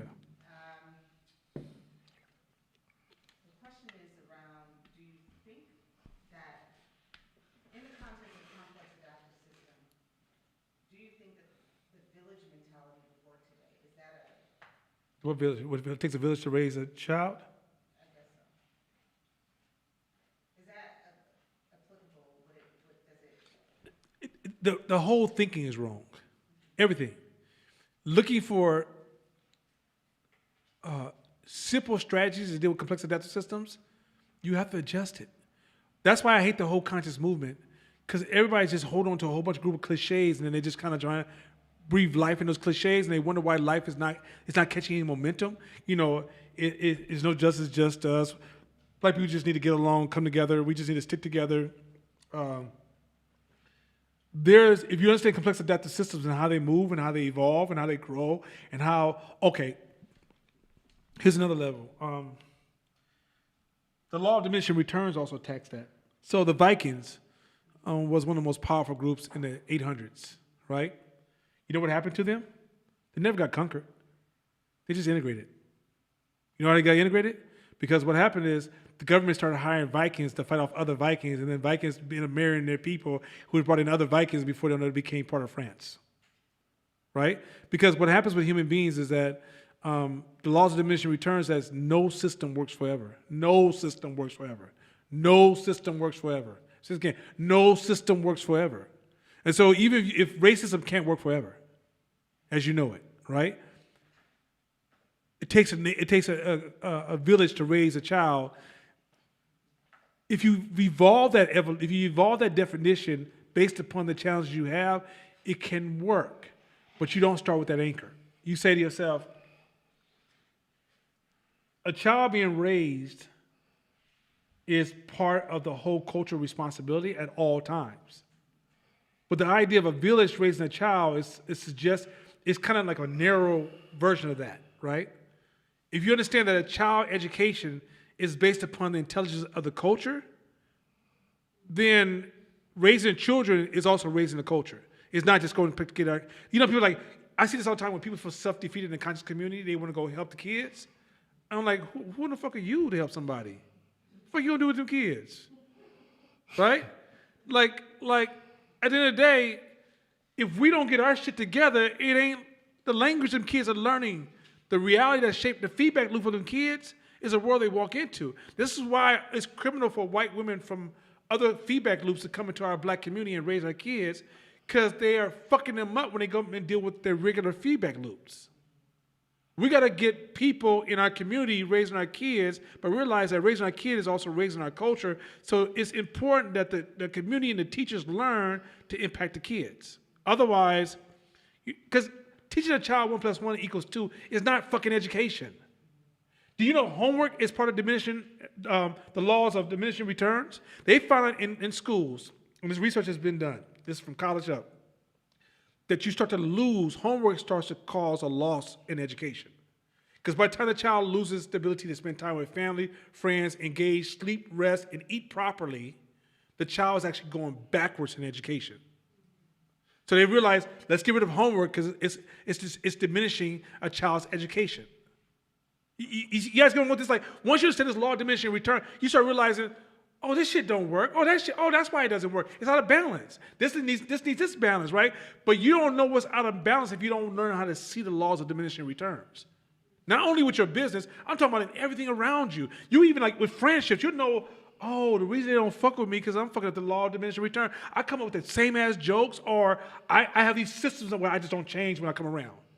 And I keep telling them, like, well, if y'all don't fuck with me, you have to accept me for who I am.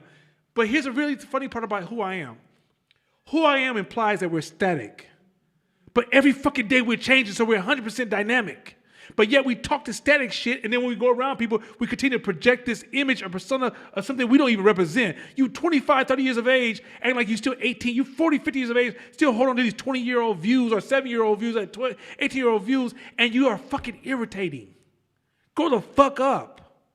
I don't need to deal with your emotions, your I only want to do this, don't touch me, get your bitch ass out the circle. By the way, those of you who are offended by the word bitch ass, that's my culture. Build some fucking tolerance in your life. So my point is this. So going back to my point is that... Get your bitch ass out the circle, motherfucker. Wait, that's cold. but you know, it's like at some point we gotta learn to adjust, right? We're around so many different people. Life, like, that's what social justice teaches, don't adjust. But the reality is that we should be practicing adjustment. I mean, if I'm around a group of white people, I gotta adjust. I'm not saying I'm not talking about code switching. But you realize they won't get my jokes. All right? Some conversations, that's not their rhythm. If I want to have a conversation with this white guy about something, I need to understand what rhythm we need to create to have the conversation.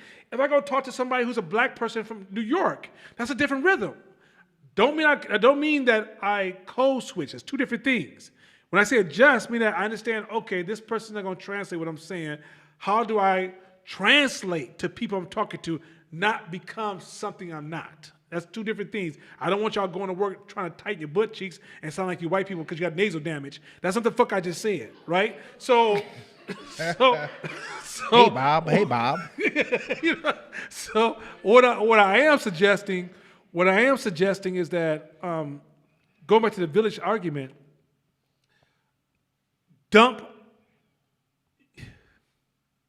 if you want to impact black people, you're going to have to collaborate with other black people. And you're going to have to learn, you have to learn how to make great decisions and learn how to think very strategically and move forward. And realize the history it might work one time, but it doesn't mean it's going to work all the times. It might be a time when you should separate all the kids and there's no village. And there's a time you got to bring them all back together and be a village. None of this shit applies. Right. Plus, the whole term in itself is it takes a village to raise a kid. I think that was very true when we lived in villages. right? When we lived in villages and we were in tribes, that's all we had. And it took that village or that tribe to raise. Now we've evolved, right? So now you can't spank, don't touch my kid. Don't cuss my kid out. Don't touch my kid. So times has changed. Doesn't mean we don't need networks or we don't need relationships or we don't need things in today's time that can replace that version of villages back then. Of course we do, because like you said, the same way you build an ecosystem is the same way you can help raise a child or grow or make money or anything. We need people to help us do a lot of things, but it's in different ways in an evolved system. So let me show you how I would approach this. If whoever this was came to me and say, "No, I want to help some kids." First thing I would say is, "Okay, I don't know what the fuck that is." You say, "What do you mean I don't know what the fuck that is?" Because before we can even come up with what they need, I gotta listen to them. See, I gotta observe them. And when I say listen to them, I don't need to hear their poor description of what they're experiencing because they don't have the proper language, so they just copy and paste what they heard somebody else say. Oh, Tuskegee for me too. Like, no, I'm not doing that. What I'm trying to do is I'm going to watch them and observe them and see what they're really asking for, see what their really challenges are, and then I'm going to start testing and discover what that is. And what I do know is as we decide to help them, the model will keep changing. Because as they evolve, they're going to have new needs.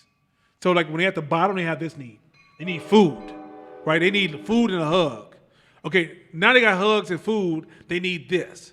Now that they got this, they need that, right? And if you committed to that job of really helping and evolving a race, this is why governments are so powerful. They're committed to the idea of we got to always show up and address these issues, but we're never the same solution for the same problem because neither one exists, right? There's no figurehead. There's no one system causing it. There's not this one problem. This shit is so complex.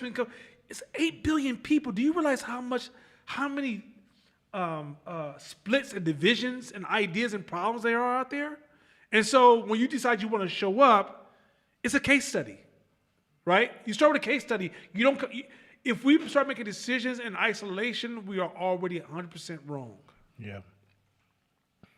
And that's the same. If you decide you want to sell anything in the business, sell anything, isolated decisions are bad. Now, you start there sometimes because you want to test, right? They're ideas. But when you test the ideas, once you get a feedback going from the people that you're with this idea, you start on the journey of building, right? But as you build, as you start it, who you become is based upon that relationship as you continue to marry that particular part of the community. It's no longer will be defined by this is who we've always been. That's why you fucked up. Because you refused to evolve, because you started off not knowing, learning, building a relationship, and as this system changed, you held on to the past. What is wrong with you? How did you become BlackBerry overnight? So you guys get on going with this like, this human shit. Look, when you have a job, you don't have to think about none of this shit. The business does. The jobs create a fake reality for you to sit at this desk, and then they put you in the fake world. But the real matrix is when you leave that desk and you have to build their competition, and you realize everything's changing. And they're not building that shit based upon the A, B, C, 3, and they just do that really, really efficiently. They have to learn how to continue to adjust and adapt to all the things that's adjusting and adapting to them. Like, iPhone was hot. That first iPhone was hot as fuck when it came out. Try to sell that shit today. I promise you, the crackhead will be arguing with you about, you really bring that price down, bro. You bring that price down. Nobody wants this old shit. So the reality is that if you're not always adjusting, I don't give a fuck. Don't stake your value on a great idea. Yo, I was the first with that idea. I originated this shit. I'm the smart man. I started this shit. If you steal that, you're appropriating from me. If you don't get your dead ass up, move on. Hey, in the Bay, we famous for that. We are famous for that. All our shit, our style, our slang, our this, our that, all get stole. Our beats, our this, our rapping style, our dances. But guess what? We don't have patents or trademarks on none of that shit. And you can't get them. So, and you can't get it. to move forward. So you have to create your wave and figure out ways to monetize it instead of claiming what you invented. I'm tired of broke motherfuckers telling me what they did in the past. Man, come If on. you tell me that shit one more time, like get out the past. If you can't replicate it, then you don't. Then just stop bragging about luck. Yeah. I'm just messed up still for Tuskegee for me too. Because black people don't know how to explain a lot of emotional intelligence is not popular in American culture, period.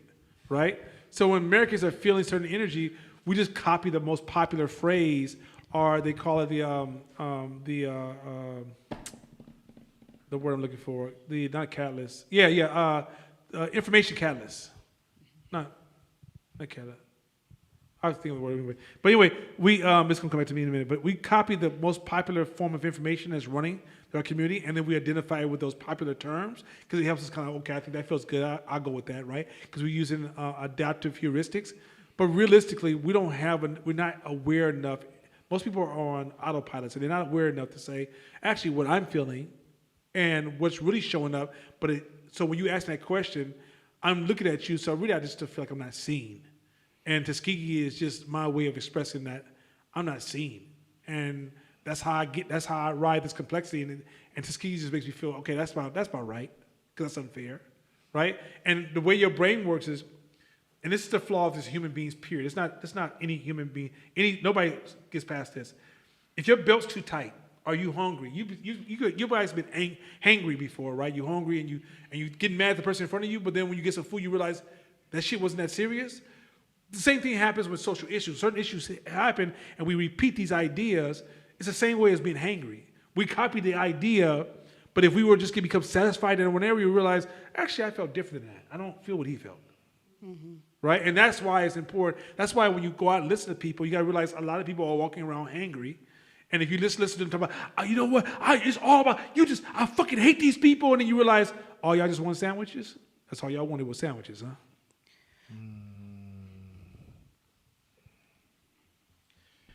Let's jump into some emotional jelly. If there's anything else, we're going to just jump into this shit and have some fun. But remember, start this journey of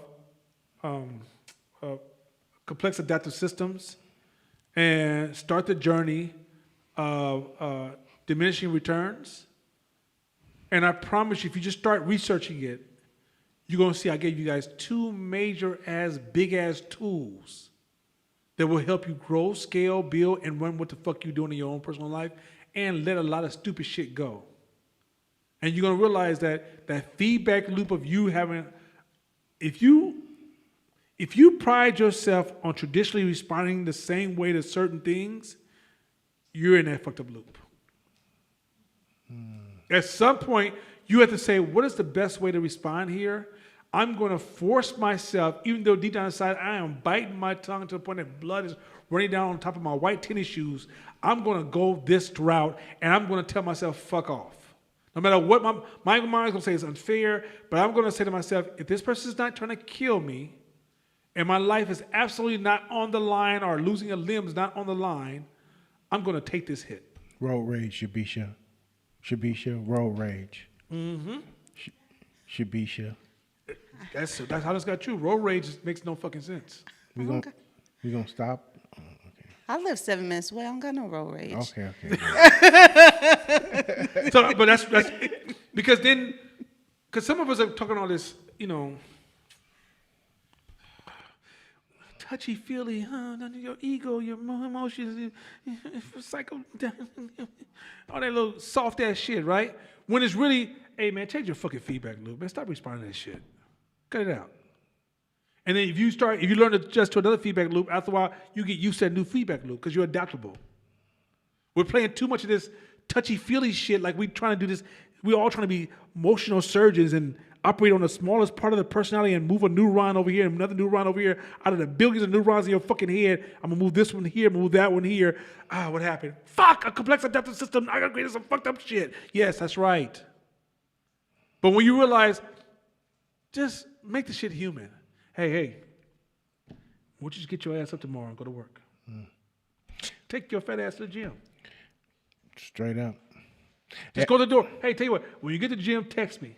And when you text me, turn on that fucking camera and let me see what you're doing. and I bet not see 5 pounds on the curls. I bet not. I swear to God, unless you've been shot in the arm and you're healing from that, you better at least get 20, 15 something. That bag of sugar costs way more than 5 pounds. Come on. And you pick that shit up and put it in the Kool-Aid so fast, nigga. Anyway, let me stop. I'm gonna go there. Anyway, go ahead. You go ahead. No, I forgot. Oh no, I was gonna say that in my world too, people forget so easily that they are in this system, that they're in a complex adaptive system, because Everybody does. you got parents who thinks their child is the next Michael Jordan, not even realizing that Michael Jordan is replaceable and will be one day. At some point in time, because the system evolves, we're going to look back at Michael Jordan, and Michael Jordan is going to be one of the greatest players, but he ain't going to be the best. Because pre-Michael Jordan, we thought Dr. J was God. God. Everything and the stuff he did. And when he went up under the backboard and came back around, that's it. Everybody could do that move. He's the best ever. Guess what? Michael Jordan came, and it was like, what the fuck are we watching? He just jumped from the free throw line. But now in today's time, that's why there's going to be a better Michael Jordan, because there's kids who do that routinely now from the free throw line. It's nothing. It's easy. I would argue this. I go this bold. Okay, this is just now we talking. This is just porch talk.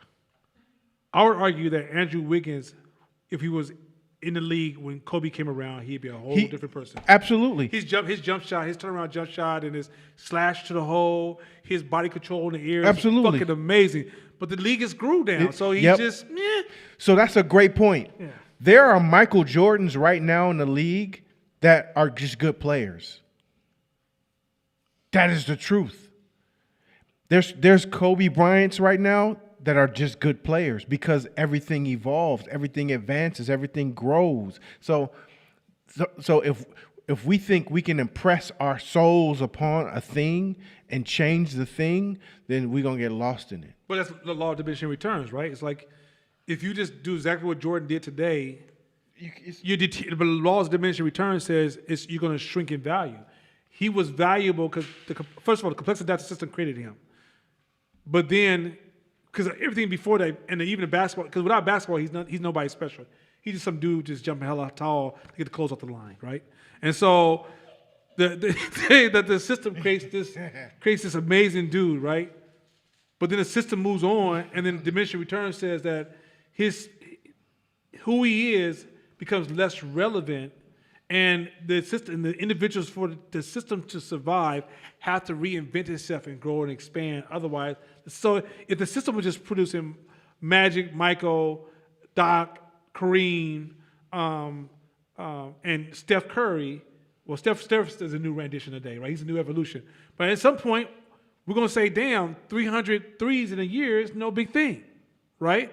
That will eventually, that's the laws of diminishing return says you cannot ride. So when you're running a business, you got to look at it every day like you can't pride something that you do in business. That's why your ego got to get out the way. You cannot pride yourself in what you're doing because the market's already moved on. And your ego is the only thing you do now is running a business called your ego, and the only person getting paid is you. True story. Hey, the 4-minute mile, right? Right up until I think it's in 1960, no one ever in the history of mankind broke that barrier, the 4-minute mile. No one. Period. You're talking billions of people. Someone broke it. I forget in the 1960s or something. Finally, a 4-minute mile. That next year, 7 people did it. That's the law of diminishing return. That's the law. You don't, so there's nothing you can do forever. Nothing. So please stop bragging about, well, I've always done it this way, or if somebody comes along and gives you an idea, this is why you're curious. This is why when you plant a flag of right and wrong, you're not even moving fast enough because you're trying to hold on to shit that's already moved on. You should be listening every day on what's next for me. And here's the cold part. This is when you know a business is cold-blooded. When you engage in a business and whatever you're doing with their business is really working, is really popular, and they announce next year we're moving on. And you're like, wait, but We love it. They're like, yeah, but we're moving on. Like cars, right? Like, have you ever, I don't know if you guys ever own, I'm old enough, some of y'all too, you like, Shakina and Ashley, y'all was driving tricycles the other day. But the point is this, is that let's say you guys bought a car and okay, jeez, you guys bought a car and you fell in love with it. And then the next year they discontinued it and came with a whole new model. So you thought the new model was ugly. And then you got into the new model, saw the new features, started driving it, and then looked back at the model you fell in love with and thought, that old shit, that's diminishing returns. Hey, did you know that there was, in the late 80s, Buick, I believe it was, came with a car all touchscreen, like the Tesla, all touchscreen. Touch, everything was touchscreen. It got such bad reviews that they discontinued it after 1 year. Yeah, in the 80s.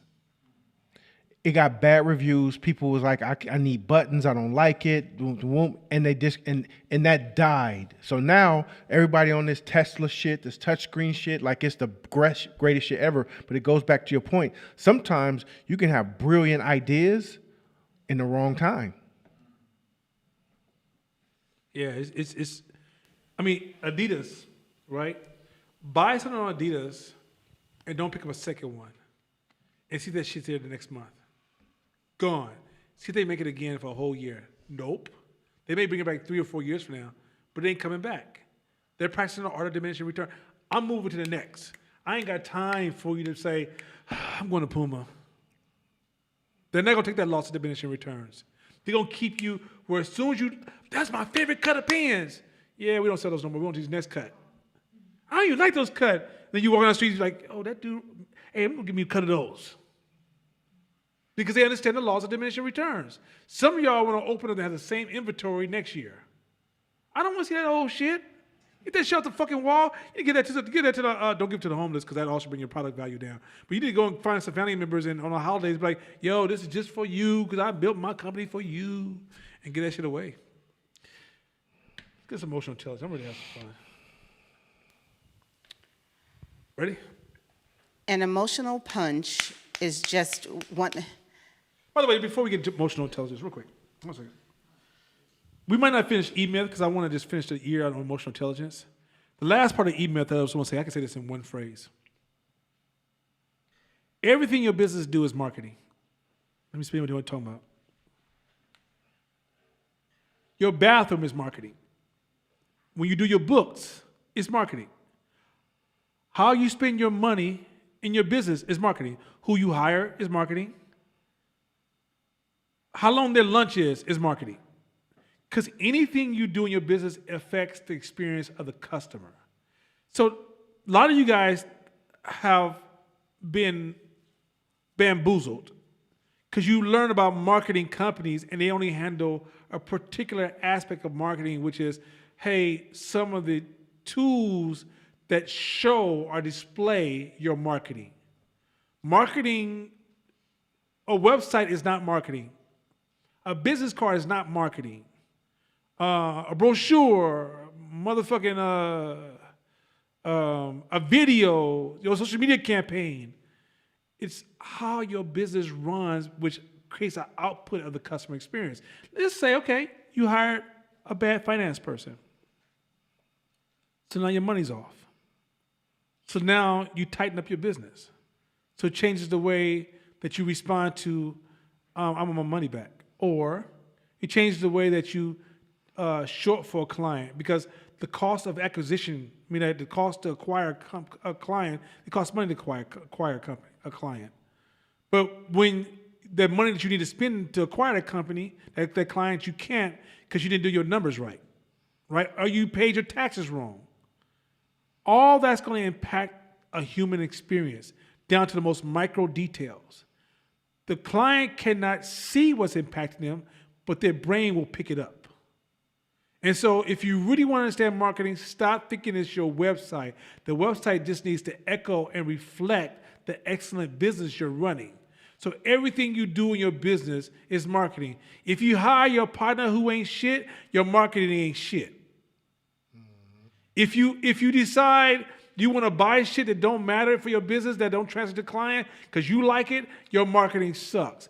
If the way your people, the input-output system of how people start something, who touches it, and how does it leave the door, if you haven't analyzed that whole process and own that process and define that process, your marketing sucks. If people walk into your business and you haven't properly trained everybody that's going to touch that person, and they're not all synchronized that they're handing a baton of an experience off from one person to another person, your marketing fucking sucks. So stop talking about marketing as, I need a new logo. No, you need a new way of thinking. That's the end of the email part. All right, let's do this emotional shit. Let's go. Let's do this emotional shit. Okay, so an emotional punch is just one of the many special effects that give such enormous power to the scripts we write to make sense of our lives, even when the plot is pure fiction. The poet John Milton summed it up in the 17th century. The mind is its own place, and in itself can make a heaven of hell, a hell of heaven. And yet, in the world of punchy aphorisms, there's also, if wishes were wings, then pigs would fly, meaning that, yes, the mind creates its own universe. Okay, if y'all didn't, this kind of like almost puts a exclamation mark on the last 2 or 3, 4 classes when I talked about the Matrix. Your mind can create its own reality, and it can actually it can acquire friends and other people that support that reality, and before you know it, you're looking at hell and calling it heaven, or you're calling heaven hell, right? Like if you ever watch a gangster rapper, he's praising things that's destroying him. But he can't. But everybody around him is praising things that destroy him. So it's heaven to him, right? You hear young dude talking about dudes get. You hear this new thing where now dudes catch 10 years in prison and go. They're sitting in prison going, "Yeah, I could do another 10." Not, I'm going to figure out how to get back to my family, right? Because in their mind they built this new reality. Well, that's not just gangsters. That goes up the ladder all the way to the richest of rich. And once you realize, what I've been trying to tell you guys is that the reality that you suffer from is not the reality that you actually exist in, it's the reality of your head. And there's a whole bunch of emotions that's why I said tonight's class, you're probably going to reject a lot of stuff you learned about complex adaptive system or the laws of diminishing returns, is because they kind of go against a lot of our emotional states. Again, this is both scary and empowering. If you really analyze it, it's both scary and empowering.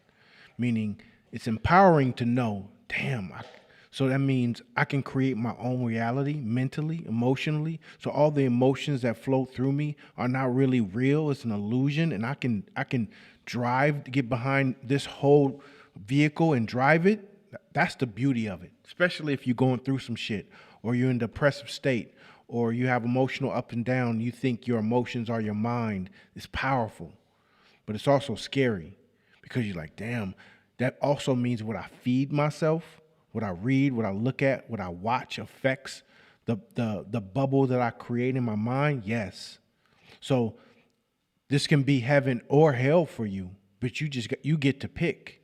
And if you allow just the tides and the flow to pick for you, it's always going to take you to a place where you ain't going to want to go.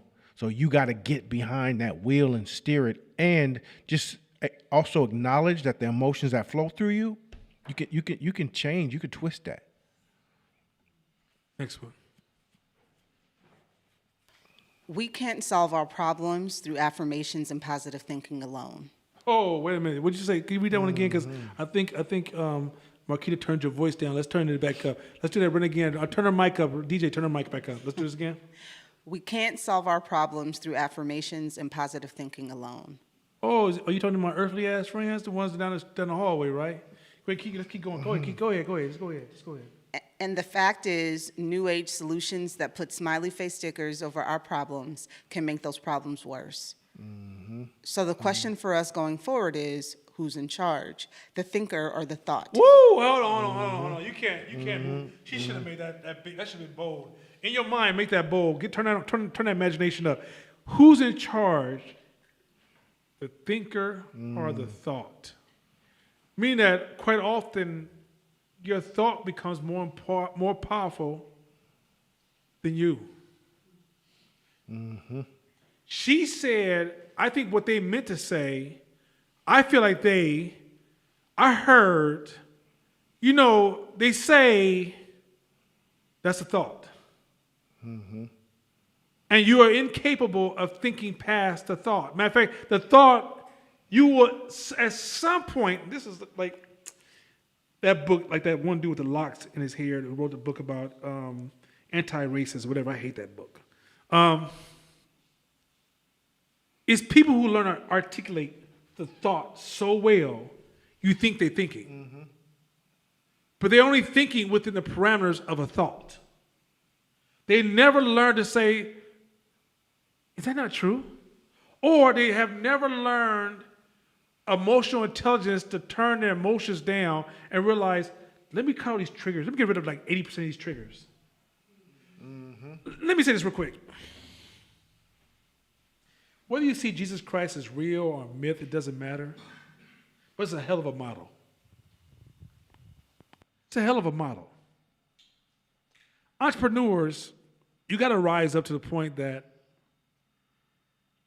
you talked about this compassion, love, and then thinking past the moment. That's one thing that if you looked at the theme of Jesus Christ, he's kind of always going past the moment. He wasn't just the moment, right? He was, I'm going past this. I'm going for something bigger than this.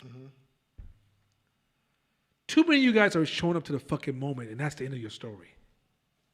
Meaning that's a feedback loop. And that's why you stuck. Even if you think you being positive or negative, you're still stuck in the same feedback loop. Remember, it's positive and negative reinforces the mindset that you're in. At some point, you got to get to the point where you say to yourself, I know I got triggers, but I'm about to turn this shit down. I'm old enough. I'm going to do this. I'm going to turn this shit down. This person's going to say something going to irritate me. The white person may look just super white that day, and fuck it. I'm just going to turn that down. I call my mama. She ain't shit, but I'm going to turn it down. My significant other acting a fool, I'm going to turn it down. And you might think I'm telling you to be some punk-ass person. I'm not saying that to you. But you need to be a punk to these weak-ass issues. Oh, you know what? The word punk offends another group. Once again, to that group, not talking to you, I'm in a different tribe. But in our tribe, we don't see it that way. No offense. We fucks with y'all. It's not like that. My point is this. You're going to have to fight that friction to just want to be reactionary. Because being reactionary is keeping you buried. Like, literally, you have to say for a short season, and it's not true because this is impossible, fuck my feelings. And then later on, after you tame them, learn to show up to those feelings and have a healthy relationship with them. So if you get mad, be mad to yourself. Doesn't mean you take it out on everybody around you. You process it. You might be, that really pissed me the fuck off. Let me sit there with this shit. I might take 2 or 3 days to process this one. Don't mean you look at all the stank face. See, the stank face person gonna find it hella hard to ask for help later on. That snappy person don't get no good feedback. The person who's, I wish a motherfucker would, ain't nobody really fucking with you like that. The person who's very impulsive and fast thinking gets no trust.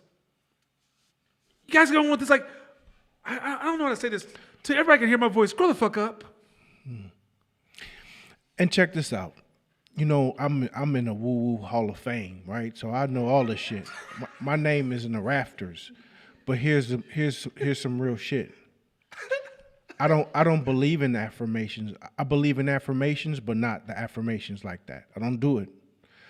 Positive thinking. I don't believe in positive thinking the way it's taught to you in that world. Same with affirmations. I only believe in affirmations or positive thinking that is true. If it's not true, your subconscious mind, your mind, and everything about you is going to reject it. because you're going to be like, I'm happy, I'm happy, I'm happy, I'm happy. And everything about you going to say bullshit. That's why you start crying when you're saying it. You cannot force yourself to say some positive shit that's not true and you adopt it. So it has to be true. The dope part about it all is, from a Stoic's perspective, if you look at anything that's going on in your life, there's beauty and positivity in a lot. If you look at the truth, there's beauty and positivity in the truth, because most of the time when you're in a high emotional state, you have cognitive distortions popping up everywhere, and you all are nothing. And I'm horrible. I'm a failure. I'm not. And if you just stop and say, well, is that true? What can I prove in court? And you start walking yourself through to the truth. Then you're like, oh shit, no, I just fucked up once. Guess how you feel? You feel good because you feel like there's still hope. So I believe in affirmations that are true, meaning if when you say them, it's all true. Now, because make no mistake, and we talked about this at the very first, self-talk is the key to your growth, your success, everything. What you say in your head is the key to everything about you. Those conversations, walking yourself through certain things, that's the whole name of this game. Self-talk. What are you saying to yourself? And if we're saying affirmations and positive thinking is shit, then you're like, well, fuck, well, what do I say to myself then? You got to speak the truth to yourself. You got to find the truth in what you're doing, the truth. And your affirmations, if they're true, they're going to stick. If your positive thinking is truthful, meaning it's all 100% verifiable and provable, then it's good for you. Anything else other than that, looking at me, I'm beautiful, I'm happy, I'm rich, I'm wealthy, you're wasting your time. You got to do the fucking work. Let me say this real quick. Let me layer. I don't make this because I'm trying to listen from somebody who's not in that space, and I have to go back to old me to hear it. Life is layered. It's layered. I walk in truth and curiosity, but they're different layers. So truth means that it's almost like you have your 10 commandments. Just say rough 10. It could be 20, 15, 13, 11. It could be 10.5. I don't know what it is, but okay. I'm a love folks. I'm a loving person. I think all people are good. I want the best for everybody. Right? I want the best for everybody. My job is to first take care of myself, take care of my family, take care of my community, protect all the kids in our circles. Right? Everybody who has kids in our circles, they know they're my kids. So yeah, these core principles, right? But when I'm out doing things, I accept I fuck up. If I call that, some of y'all will call that bad. That's not bad to me. I'm a good person that makes mistakes. Right? Like, oh, shoot, okay, let me go back and fix it. Or, okay, don't do it again. Or, I'm gonna do better next time. Right? What I don't do is become a perfectionist, a right and wrong. Mm-hmm. Right? I accept also as a human being I'm flawed as shit. I accept that if I don't take a shower in 3 days, no one wants to give me a hug. Not a good idea. Right? Pastor Gris, don't look at me like that. Point is this. So nobody wants to give me a hug, right? My point that I'm arguing is this. Once you can accept yourself and love yourself and appreciate yourself in your imperfections because you live in an imperfect world, it will allow you then to have healthy affirmations because, like, for example, something happens, you're like, well, I know I'm a good person. That's affirmation, right? Mm-hmm. But you can't say, you made a mistake. Well, I tried. I know I tried to do the best I could. That's not an affirmation. Mm-mm. And that's where I think it can go south because we try to shrink affirmation down to every little task we engage. You're going to fuck up. Like, okay, you know you're a good parent and you try the best you can, but you have to accept that you also didn't do a perfect job. Mm-hmm. That's parenting. One-on-one. Nobody in this room perfect. It's when you start thinking that you trying to practice this perfect thing and you keep a score on perfection.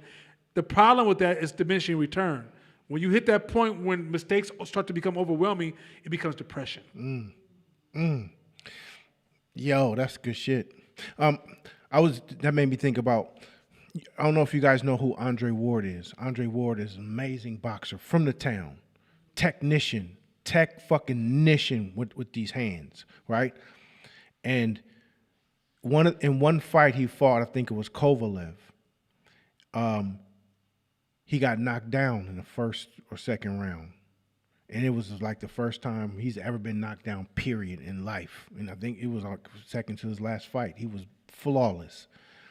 And his corner guy gave him one of the dopest speeches ever.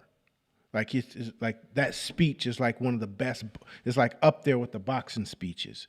And he was saying, look, he didn't be like, he didn't do no bullshit affirmations. He said the truth. Look, you down in this fight. You can lose this fight. But, which is truth, real shit. You got knocked down, you fucked up. But let this be your defining moment. Muhammad got knocked down. Muhammad Ali got knocked down. He named all these great boxers. Sugar Ray got knocked down. All these great boxers got back up after they got knocked down and won. And he said, let this be your defining moment. You can do it too. And that motherfucker ended up winning that fight. Because when those affirmations are rooted in truth, it electrifies you because your body and everything about you like, oh shit, I can do it because I believe it. Us as humans, if we want to be emotionally agile, we also got to use those boosters. We got to use those things that help us maintain our regularity and rhythm because like we're not a linear being. We don't wake up like this every day. You're going to be down and up and all around and down. One day you close to depression. Some days you high. You got to be able to use these tools. That's what being emotionally agile is about. It's saying, oh shit, I'm a 3 on a scale of 10 today. I still got to show up and perform at an 8. What tools can I pull out? So then it says, then again, part of our problems might be simply the way our thoughts are processed. You have to know when you engage in human beings, you're having short and process of thoughts.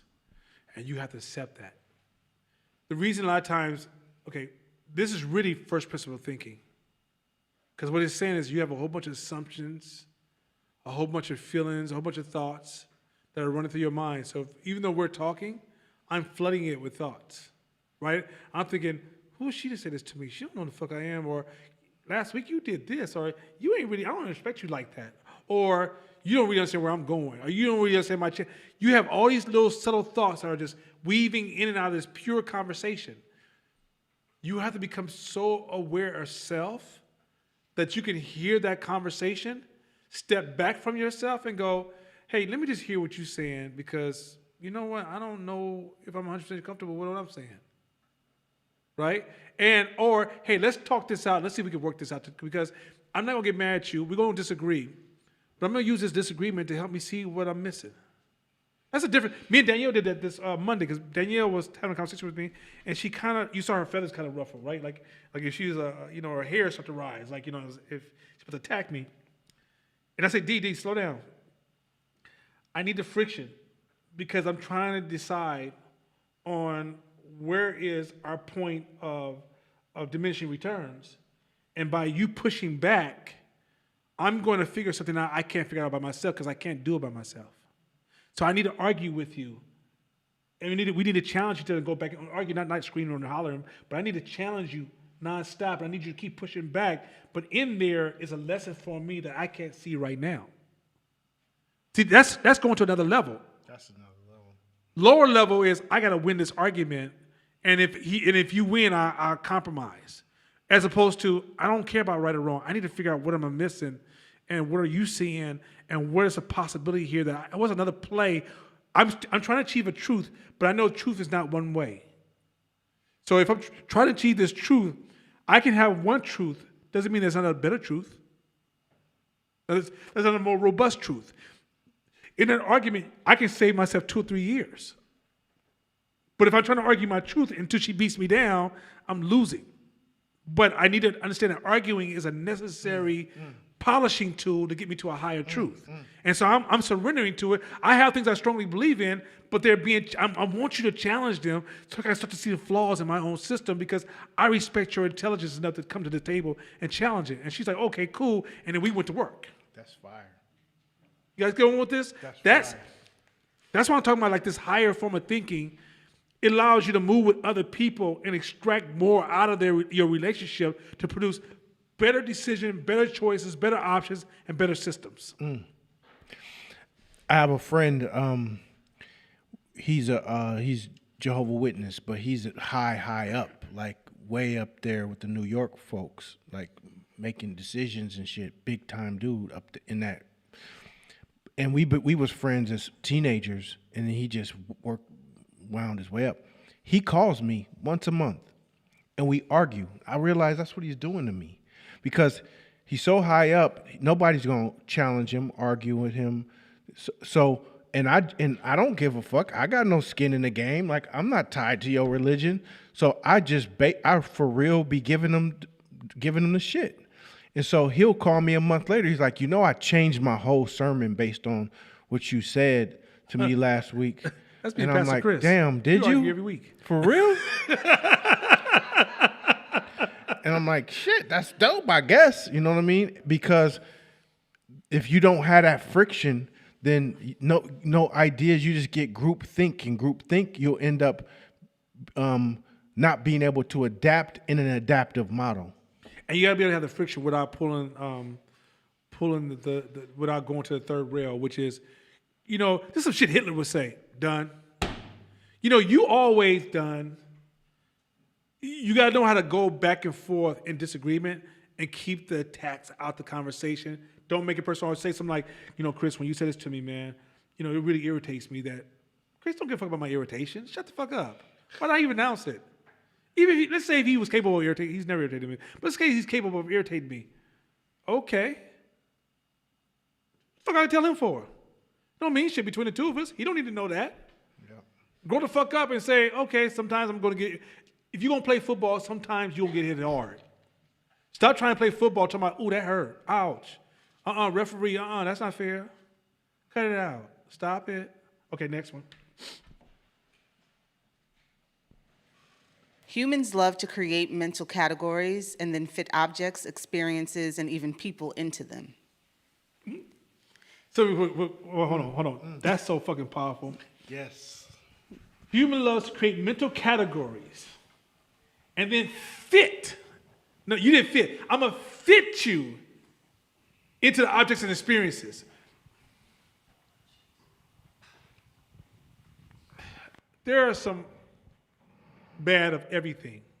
White, gay, straight, black, Asian, Latino, Jewish. Josh. Yeah. there's bad Josh. But what we do is we do this kind of bias thing where we don't like white people so they all fit. We think gay people are all victims so they all fit. We think gangsters, they all fit. We come up with these subjects and these labels in our head, and then we plug people into these labels that they didn't sign up for. Misleading ourselves. Let me say this again. Misleading ourselves. This is why you have to lead with curiosity, because your brain is trying to give labels instantly. Right? Like I was in an elevator the other day with this transgender tall. This dude was the tallest transgender. Like, I had to do this the whole time talking to him. I'm like, this is highly awkward. I gotta do this. I don't like to do this to any man or woman. I'm uncomfortable with that. Like, I'm full Adam Apple exposed. Like, hey, how you doing, right? And I'm talking to him thinking, this dude's kind of cool. I mean, this woman's kind of cool. Transgender woman. She's kind of cool. I think to myself, what? My brain is trying to talk to me. And I'm trying to label. And I'm like, dude, don't label this person. Just have this moment with this person, have a conversation, and get to keep it fucking moving, right? But my brain was like trying to take all these external labels from society and you should say, you should do. I ain't doing none of them fucking acronyms and none of that shit. I was just like, hey, what's up, man? How you doing? Like, hey, how you doing? She's like, yo, I like your shoes. I was like, yo, yeah, I got these like 4 years ago. She's like, where'd you get them from? I said, oh, these are Nikes. Oh, damn, they pretty tight, right? I like girls. You know what? Like, because first of all, your brain tries, like when I was younger, I'm telling you, my brain would say, oh, a transgender person, when I was like, in my 20s, oh, a transgender person could do something to you. That's a kid growing, you didn't grow up yet. And your brain is telling you they can do something, then you get mad at them, and they didn't do shit, right? So now I'm in the social justice world, and I want to get fragile. Like, I don't want to say nothing, and I'm like, fuck this is a human being in front of me. I'm going to talk to him, because my core principles is all people are good. Now, doesn't mean you're not distorted, doesn't mean you're mentally healthy, doesn't mean that I didn't say that. I said, at your very nature, you're a good animal. The few that could break that, if it's possible, it's so rare for me to meet them, it's not even worth me even entertaining the idea. But I even watched myself had to turn down social justice rhetoric just to speak to this fucking person. That shit was crazy to me, right? I'm just saying, like, you don't realize how much you're fooling yourself. This is what con artists use. They know you're gonna give them a label. They set up for themselves with a label, and they take you for everything you got. Humans, we're lazy mentally. We don't like to think. We don't like to observe and be objective and create, pull data from every single situation. We like to put shit in boxes. So that's also why a lot of times us black people are victims of the mental models that people put us in. The boxes that we're in, based on all of the music, the TV, everything, they will fit us in those boxes. And when they see you, that's your behavior. And so a lot of times it may or may not be racism. It's just, I just accumulated data of what I thought, and I put you in this box, and that's where I am. So if you as an entrepreneur say, black people don't buy shit, black people don't spend money, or black people are always trying to cheapen my prices, then that's your mental model. But there's a whole model out there of black folks spending money, patronizing, spending trillions of dollars on products, just not yours. So the way we get free is to bust those mental models and be able to be open to engage with all different types of people, regardless of whatever our brain is trying to tell us they are. Because and sometimes it's just gonna be hard, because everything in you is telling you, I watched this movie before, it's not gonna end good. So right. Get out. And you gotta say, nah, that's some bullshit. We're good. So now here's a principle of game. Let me put a little game theory on top of this, which is gonna add my little bit of game theory seasoned into this. And sometimes you should do it. Mm-hmm. There's times you should do it. My partner invited me to go to a birthday party on 57th East 14th. I went into a category. Nope. I'm not going. It was the clearest nope. Me and my wife discussed that so fast. You swear to God, it was like we were going to say it. It's like, when my wife loves the Warriors, I love the Warriors. It's like me when I asked her, you want to turn the Warriors on? I shouldn't even ask that question. I said, babe, boy having a party on 57th 14th. She said, well, you going? I said, nope. She said, okay, I was going to go anyway. And that was in the conversation, right? 2, let's say you rise above this, where you stop putting people in, you stop creating these dominant categories, right? This is why you become a Democrat, and then you also meet a Republican, and you just put them in a category, and then you go like, oh, they were so nice, I can't believe it. You should be able to believe it, right? Mm-hmm. You got to learn how to sense people beyond the categories. Go a little bit deeper in your assessment of people. 3, also, in game theory says if everybody's doing it, learn to use that to your advantage. Learn to see people's behavior. Learn to understand when people are doing it. Don't need to call it out. Just know that's their system, and how do you make that system work for you? So don't stop trying to fix it. Stop fixing shit. Mm-hmm. Sometimes shit just needs to be broken. Look, if that broken shit, you got somebody with an old 73 Ford truck that's all steel, well, maybe I just need this truck to go run into some shit. But at the end of the day, this truck serves that purpose for me. It's not designed for me to match the 2022 Ford Lightning truck, right? Things in life, Life ain't about creating perfect ideas of perfect people with perfect beliefs all come together with a unified way of seeing things. Life is really about diversity. And so when you're walking in the world and you see people labeling like that, no, that's part of their limitations. So you know if they label like that, they're labeling over here. So now when it's time to do business with them or make a decision, you know when to trust them, when they're not qualified to have a conversation. So for example, if somebody has certain characteristics, they say, "Now I know this new stock you should invest in." I can't really listen to you. Now I will listen to what you're saying, but I still won't trust you enough to make an act on it. I will probably have to go find somebody who understands that conversation or go out and do my research because can't trust you like that because that's not what you do. Because the way you think, the way you process thoughts, you don't sit down long enough and see it for what it is. You're trying to fit everything into these categories. So, what's wrong with life? Like Shakir's father like that. He sat down with me, wanted to give me some advice about some shit. Man, I didn't argue with him. I told him he was brilliant. Oh my God, I don't know what I'll do without you. But in my whole time, I'm thinking like, as soon as I leave this motherfucker, as soon as he stopped talking, I forgot everything he said.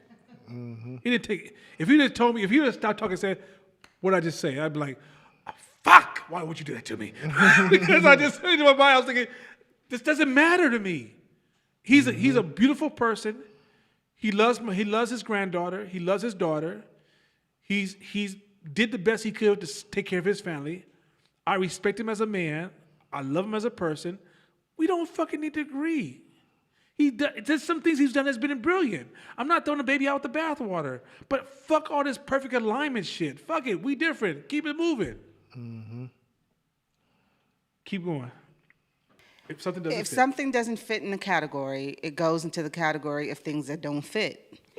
Categories can be useful, such as when you classify stocks as high risk or low risk, which makes it easier to pick investments that might suit your financial objectives. So these rules are not.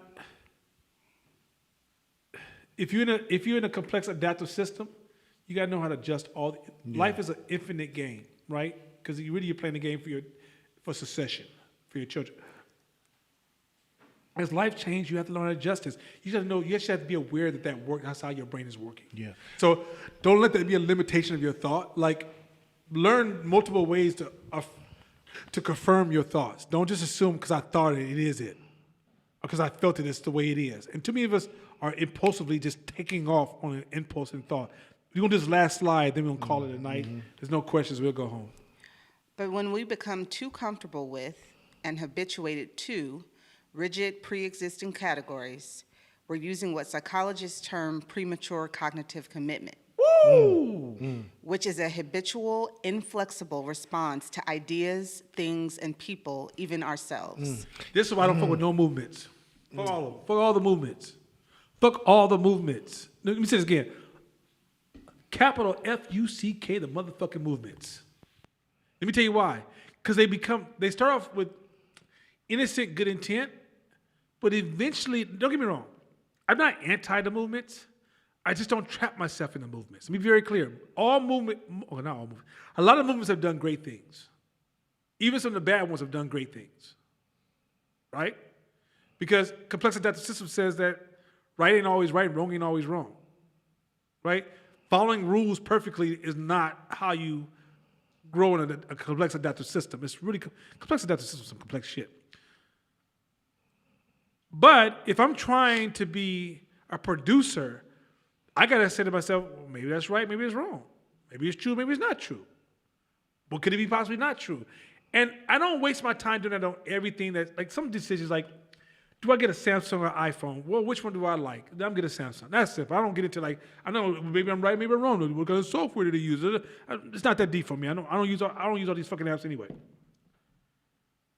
But when it comes to like making big decisions with my business, I don't follow movement ideas.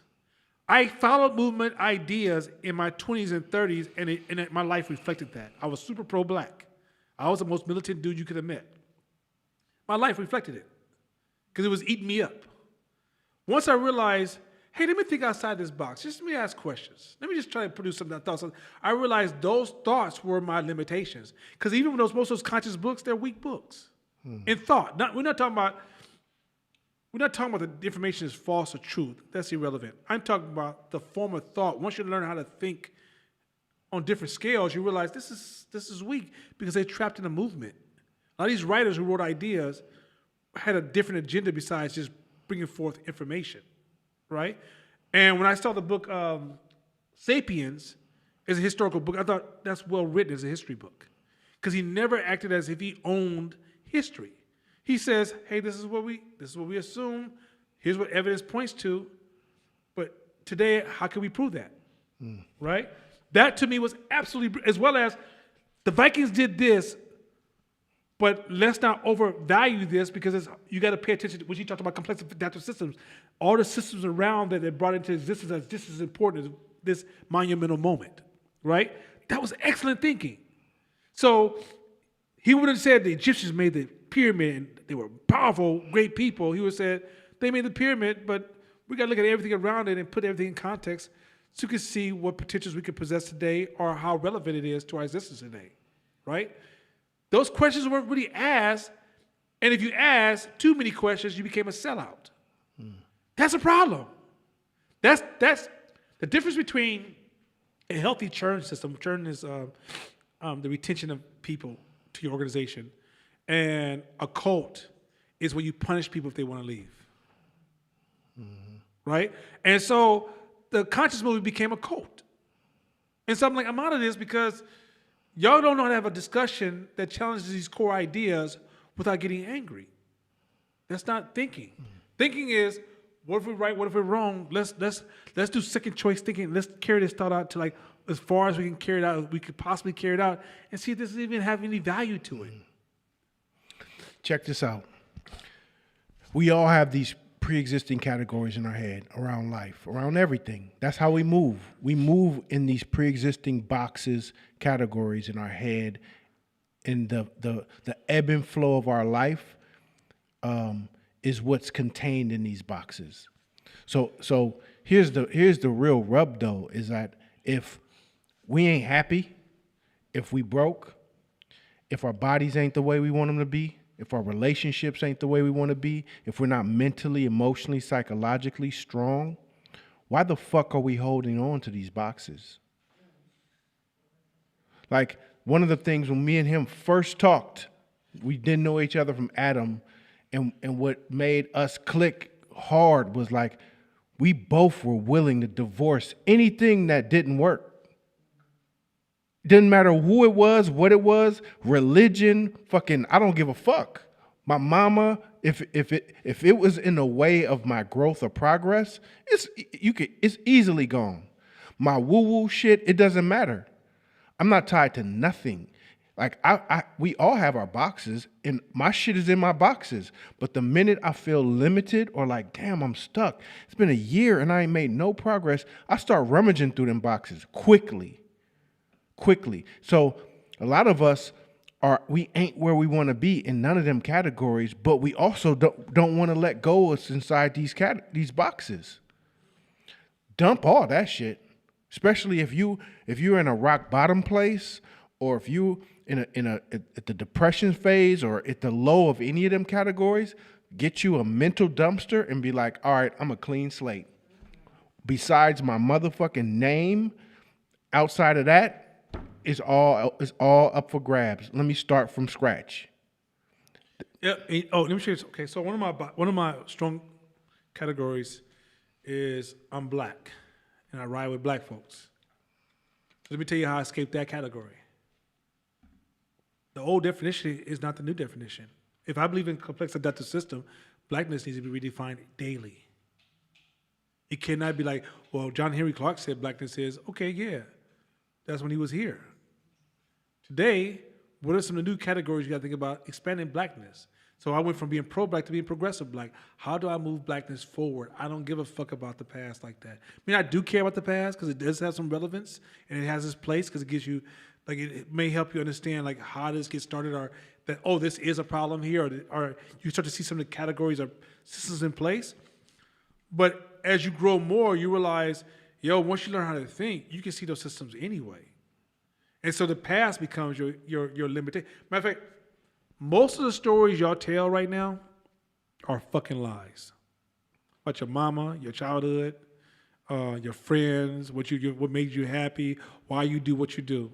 Those are all categories and stories you tell yourself to lock yourself in. Because your brain automatically, unconsciously revises those stories. It has recency bias, meaning that if you're walking on the street and 3 people say, hey, how you doing, Shakina? And one person, you say, hey, how you doing? He's like this to you. Your brain don't even remember that. That's all your brain's gonna remember. It's gonna forget the 3 people that said hi before. And then you'll say, well, I don't like to talk to people because people are assholes. They're not assholes. And you say, well, this time, because I remember when I walked down the street sometime and men, they just throw the middle finger. You mean that one man? That one day? Did that one time? You get where I'm going with this? Fuck your stories. Fuck your history. Because your brain will, every time you tell a story, it revises it based upon what motion and mood you're in. Shit, that's true. So fuck your stories. Hey, my mom tells this story, what she used to. She would tell the story, and every few years the story would upgrade. And what happened is I stole a car, and she caught me, and I'm in the car, and she hits me, and I get mad, and I open the door, and I slam it, and when I slammed it, I slipped, trying to be hard. I slipped, and I ran away that day. So it went from that to, remember that time you stole the car and I punched you so hard I knocked you out the car? Mom, that didn't happen. Yes, it did. Remember I punched you, I knocked you out, and hit you so hard you fell out the car? No, Mom, that didn't happen. Every few years it gets more gangster, and more gangster, and more gangster. I'm like, so then I just stopped arguing. Next thing you're gonna know is like, remember when I pulled out a gun and shot you in the face and you fell out the car? Yes, I do remember that. But as we get older, we remember less, and we want the memory to impact more, so we add to it. That's just how we are as human beings. It's unconscious. Yeah. Go ahead, finish. We're almost done. These quick and easy categories and the snap judgments they lead to are often called heuristics. Uh-oh. But rules of thumb works just as well. Heuristics range from reasonable prohibitions, I don't eat mezes from outdoor cafes in Istanbul in August, to pernicious blinders like racial or class prejudice, and to self-limiting fun stealers like I don't dance. Fuck your impulse. Okay, so fuck your stories and fuck your impulse. But let me help you with this. It goes deep, and you ain't gonna change this no time soon. It takes years. Hey, Nana, let me ask you a question. What do you think Obama should do? What do you think Joe Biden should do? Nana, what do you think Steve Jobs thought about? Nana, what do you think Court is doing? You know what the answer should be to all those? I don't know. I can't possibly know. Hey, what do you think the mayor of Oakland should do? I don't fucking really know at all until I get a chance to examine that system. But your heuristic part of your brain is going to feel the need to give a quick answer. And it takes off so fast. By the time you realize you should say, I don't know, you've already gave the first full 3-paragraph explanation. You realize, what the fuck am I talking about? Some of y'all even get into arguments about it. Oh, how could you even say that about Trump? Oh my God, I don't even know if I can talk to you anymore. Like, you're having a heuristic is, you have the I'm gonna make it really simple I'm talking black language. Black people like my subconscious and my conscious. The conscious is your superficial thoughts, your subconscious is your deeper thoughts, deeper process, deeper programming. Your conscious mind makes all the fast decisions every day, the autopilot decisions. Your subconscious is the one where you have to think and be like, oh, this is giving me a headache, because you use so much energy to use that part of your brain. This is a I'm talking about piss poor explanation, but this is kind of what heuristics is. Heuristic is that conscious, quick response to everything around you. So subconsciously, you can be programming your mind to have all these deep thoughts, but consciously, your conscious brain is so superficial that you're responding and you're putting yourself in holes and traps every fucking day, even subconsciously you could think your way out of it. So you have to learn how to resist heuristic engagement by just sometimes saying, I don't know. My famous phrase now, and if anybody been around me for the last 6 months, I don't know what that means. They'll say, no, now I think about doing this. I'm like, I don't really know what the fuck you just said and know what that means. And it's not that I'm stupid or dumb, I mean that There's things that you're assuming, things that I don't know, things that you put your assumptions in there, things that don't really apply to reality. That if I say anything, what the fuck am I talking to? You just gave me a story about none of this happened to me and this made me feel because I believe that people. Okay, what does this mean? I don't know what that means. Because I realize that if I respond, that's just my heuristics trying to fix you, and I can't fix you because it's deeper than this. Right? Once you realize the person in front of me has some deep issues. So guess what? I don't know what that means. Because really the journey, if you're a complex adaptive system, me intervening, just trying to tweak one thing at a time, doesn't really, let's create this environment where we're always talking about deep shit. And then through the process, you grow into a better person. But don't come to me with one-offs and thinking that's going to make an impact. It just doesn't. You have to join deep shit. You got to do deep shit to grow. Don't do superficial shit and then look for some mentor that say some deep shit to evolve your life. If you have a very superficial Disney watching, ice cream store, liquor store, club, strip bar, you know, I might be there just to rub your back. But the point is, but the thing is that you're a strip bar / Sunday morning church, watch the waiters play, wash your clothes, go to work and do the shit all over again with no advancement. And then shit go wrong. You're like, Nana, can I talk to you about my taxes? Nana, can I talk to you about this business decision? Nana, what does this mean? Because if you're not doing the work all the time, I don't have time to pull out my jaws of life and slice through all your emotional and stories and feelings. Fuck your life like that. Yeah. It's your job to try to slice through that shit and then meet me halfway and then we can sit down and eat together on some knowledgeable shit. But stop trying to tell motherfuckers to be your Iron Man and cut through all that shit you about to give them. At the end of the day, do deep shit, which prepare. I was telling Shakita this. Natural talent is a beautiful thing. I said this a couple of classes ago. Natural talent is a beautiful thing. To me, black people brag about our natural talent. And natural talent is cool, but you should never brag about it. Because when you brag about natural talent, what you're arguing is, what you're also acknowledging is, you have no value for preparation. Preparation creates variations. Meaning that if the problem changes, through preparation, you can adjust. But if you don't engage in any form of preparation, practice, development, growth, meaning that they call it margin of safety. Margin of safety is learning shit you think have nothing to do with the shit you're trying to do. Then when strange shit happen, you don't have the mental, the emotional, the intellect to show up, so you just got to take that loss. Don't try to ask me, is I kids I want to say, huh, save me at that motherfucking moment. I can't fucking save you right then. The saving was what you do before then, because at that moment, I can't take that responsibility on. I got a little bad sister called Nzinga, my daughter, who's at the house saying, Dad, you got work to do. I'm willing to give to everybody I could ever give to, but I don't carry no big motherfuckers. You got to carry yourself so you can even hear what the fuck I'm going to say to you. Because I promise you, I'm in a matrix. This shit's crazy. When you grow, this is a matrix. It's weird as fuck. But I can't translate this language to you if you're not even willing to open your mind to curiosity. So stop doing that to everybody around you. Take the responsibility of making yourself dope. So then all you need is, I don't mind giving you support, giving you a hand up, giving you a boost. But I ain't going to put your big ass on my back and take you down the street. That's not my fucking job.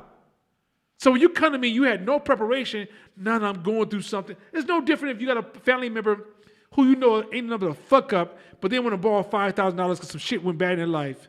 Man, enjoy that problem. Enjoy that motherfucking problem. But if Court, who's performing all the time, say, no, can I just borrow $5,000? He's grinding. He's putting his preparation in, and he made a bad decision because he's fucking human. And he's at that. I'm talking about, because usually we ask in the final hour. We don't ask because before the final hour is a lesson for us. But say he's in the final hour, he asks. he ain't gonna have the same resistance and friction. Because his reputation says, I'm already making the investment, right? All I'm saying, you guys, is that this preparation shit is cold, and your heuristic part of your brain don't get there from getting deep when the shit gets deep. Practice getting deep on your own. Not all the time, because it's not possible. You fall asleep by 5 o'clock every day. But an hour a day, hour and a half here and there, before you know it, when shit comes, you're like, oh shit, I got all these fucking tools? Oh, this is fun. It's like playing a video game. I'm winning. Right now, you taking losses on level 1 every fucking, every time you pick up the joystick, the game's over in 10 minutes. Because you got no fucking skill because you don't practice at all. Nothing to say. I have nothing to say. Any questions? There are not any questions. I don't think people want to ask. No, just kidding. No, there's no questions. Hey, I think people are like, nah, I'm good. I'm hella happy though. I just want to say this. I'm not mad at all. I don't think, I think my anger and frustration comes from, not anger, it's a fake anger. It's saying, fuck with you. It's that balance of, I'm the happiest motherfucker I know. Sometimes I wake up in the morning and go, God, does it ever have to change? I'm having heaven on earth. I have the best life, best people in the world around me. But it didn't get there because I'm special. I'm no more special than that cat running up and down your street. I'm a life. But it's the preparation of work that makes my life valuable and it makes it exciting. And it's hard for me to listen to people who say, oh my God, my doctor said I'm dying of obesity, and they're eating a sandwich at McDonald's with a Twinkie in the other hand. It's hard. And that's how many of you guys look to me when you complain about your life, but then your patterns are saying, I don't give a fuck. But then you want me to give a fuck, and most valuable thing I have is my time. So I don't have time to listen to your shit. Well, if time was infinite, I would probably fuck with some of y'all. Right? Y'all, man, you cooking something tonight? That shit gonna be hella good? I'm gonna listen to you. You kind of cute? Okay, I'm gonna hear what you gotta say.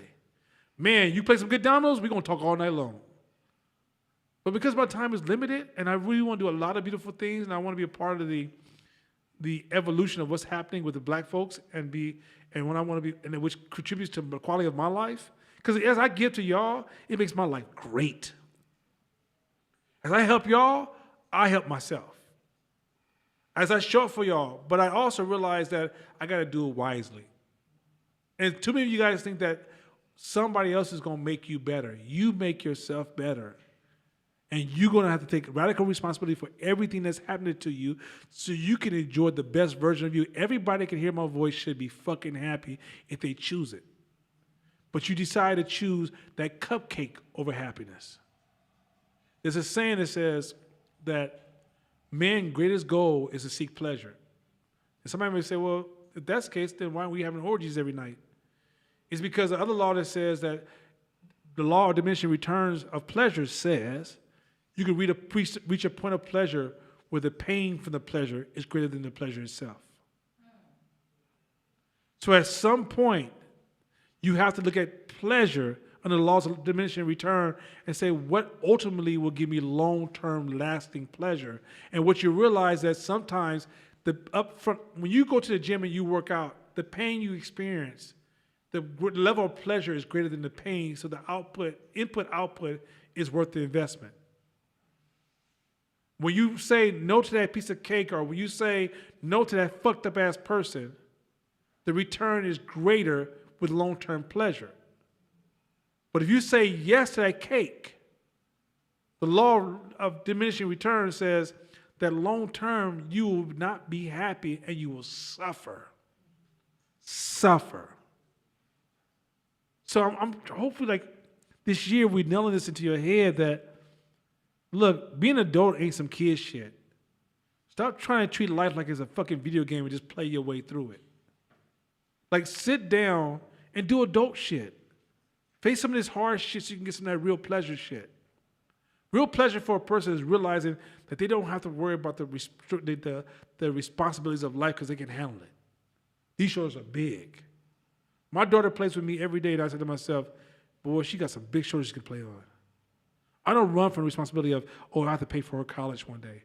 I have to pay for her education today. Or I'm going to have to invest in her first business. Or I'm going to have to deal with her teenage craziness. I'm ready for that. I signed up for that shit. But I'm doing the work today, not when the shit goes south. I'm not trying to pay her college tuition the day shows up. A week before, Shakira goes, hey, babe, it's going to be like $100,000. And I'm like, yo, who can I hit a lick on? Who can I rob? Who can I steal from? How can I compromise my whole motherfucking life because I never prepared my life correctly? Like some of y'all got kids and act like them motherfuckers is just furniture that you're going to replace one day. I know some of us who got kids be at all the parties, all the festivals. They've been at everybody's house. What kind of fucking kid do you got? Right? We don't see this responsibility. We don't see this game. And so all I'm saying is that part of this adult shit, figure out what the fuck you're supposed to be doing as an adult. And realize the shit gonna be rough, but it's so much fucking pleasure.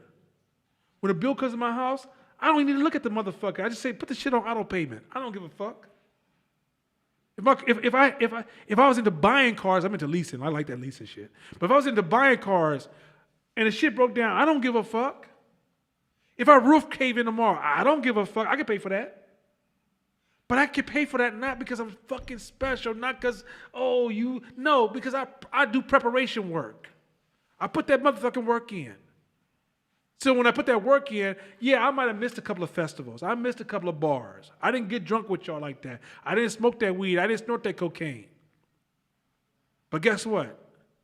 I'm walking around happy as a motherfucker. Loving all y'all with all y'all differences. Love the fuck out of y'all. And I'm free to love y'all like that. Because I put the preparation work in. I got strong ass soldiers next to me. This dude is a loving dude, but he has a heart of a killer in him as well. He can go, if times got hard enough and we fighting the war, I'm riding with this dude. I ain't riding with the motherfuckers like Josh. I'm riding with this dude right here. Josh will be talking too long, he'll get shot. I'm riding with this dude right here. Right? And the reality is that I got dudes like this who are like climbing to Mount Everest, who we riding by each other. You know how amazing that is? I got Mashama, that motherfucker, Lenny Kravitz looking motherfucker, is one of the dopest cats I know. Powerful ass man. And so I'm saying, it's like, but that comes from, I would lose both of them if I didn't invest in myself. That's simple. I get the chance to have the dopest dialogue ever with these two dudes. I'm talking about shit would just be like, this shit is nose blood coming down my face. It's so powerful. But it costs something to be in this circle. They don't need to accept me. They're going to accept me and not fuck with me. There's some people that accept you, they just don't fuck with you. And in order for these men to fuck with me, I got to show the fuck up. Otherwise, I fall victim to diminishing in return. I don't get to be the same. I don't get to be the Nana who started this class 6 years ago. I have to evolve to the Nana today, and guess what? There's a Nana tomorrow. I don't even know the fuck he going to be, but he going to be raw as fuck, though. And I'm committed to that until I die, I have this. Even when I go to the gym, I went to the gym last week at 11 o'clock at night, 10 o'clock at night. My eyes was screaming, what the fuck are you doing? I'm yawning. I'm at the thing showing my phone, yawning on the first, when I do my first squat, I'm yawning on my first set. Because I said to myself, I want to be here for my daughter. I take this pain of being here tonight for the pleasure of seeing my daughter be 30 years of age. I want that. This is shit you gotta say, man. All this other shit y'all talking, all these distractions, and you guys are driving down the road, and you guys are getting off at the wrong street, and you're hanging out at the wrong places. Some of y'all are in the house of mental health, the house of touchy-feely, the house of social justice, the house of militant, the house of I'm angry at everybody, the house of I don't give a fuck, the house of I don't feel like I'm good enough. And I'm saying get back in your car and start driving your life fucking forward. All right? With that being said, as they say in Portugal. I'll see y'all motherfuckers next week. Peace.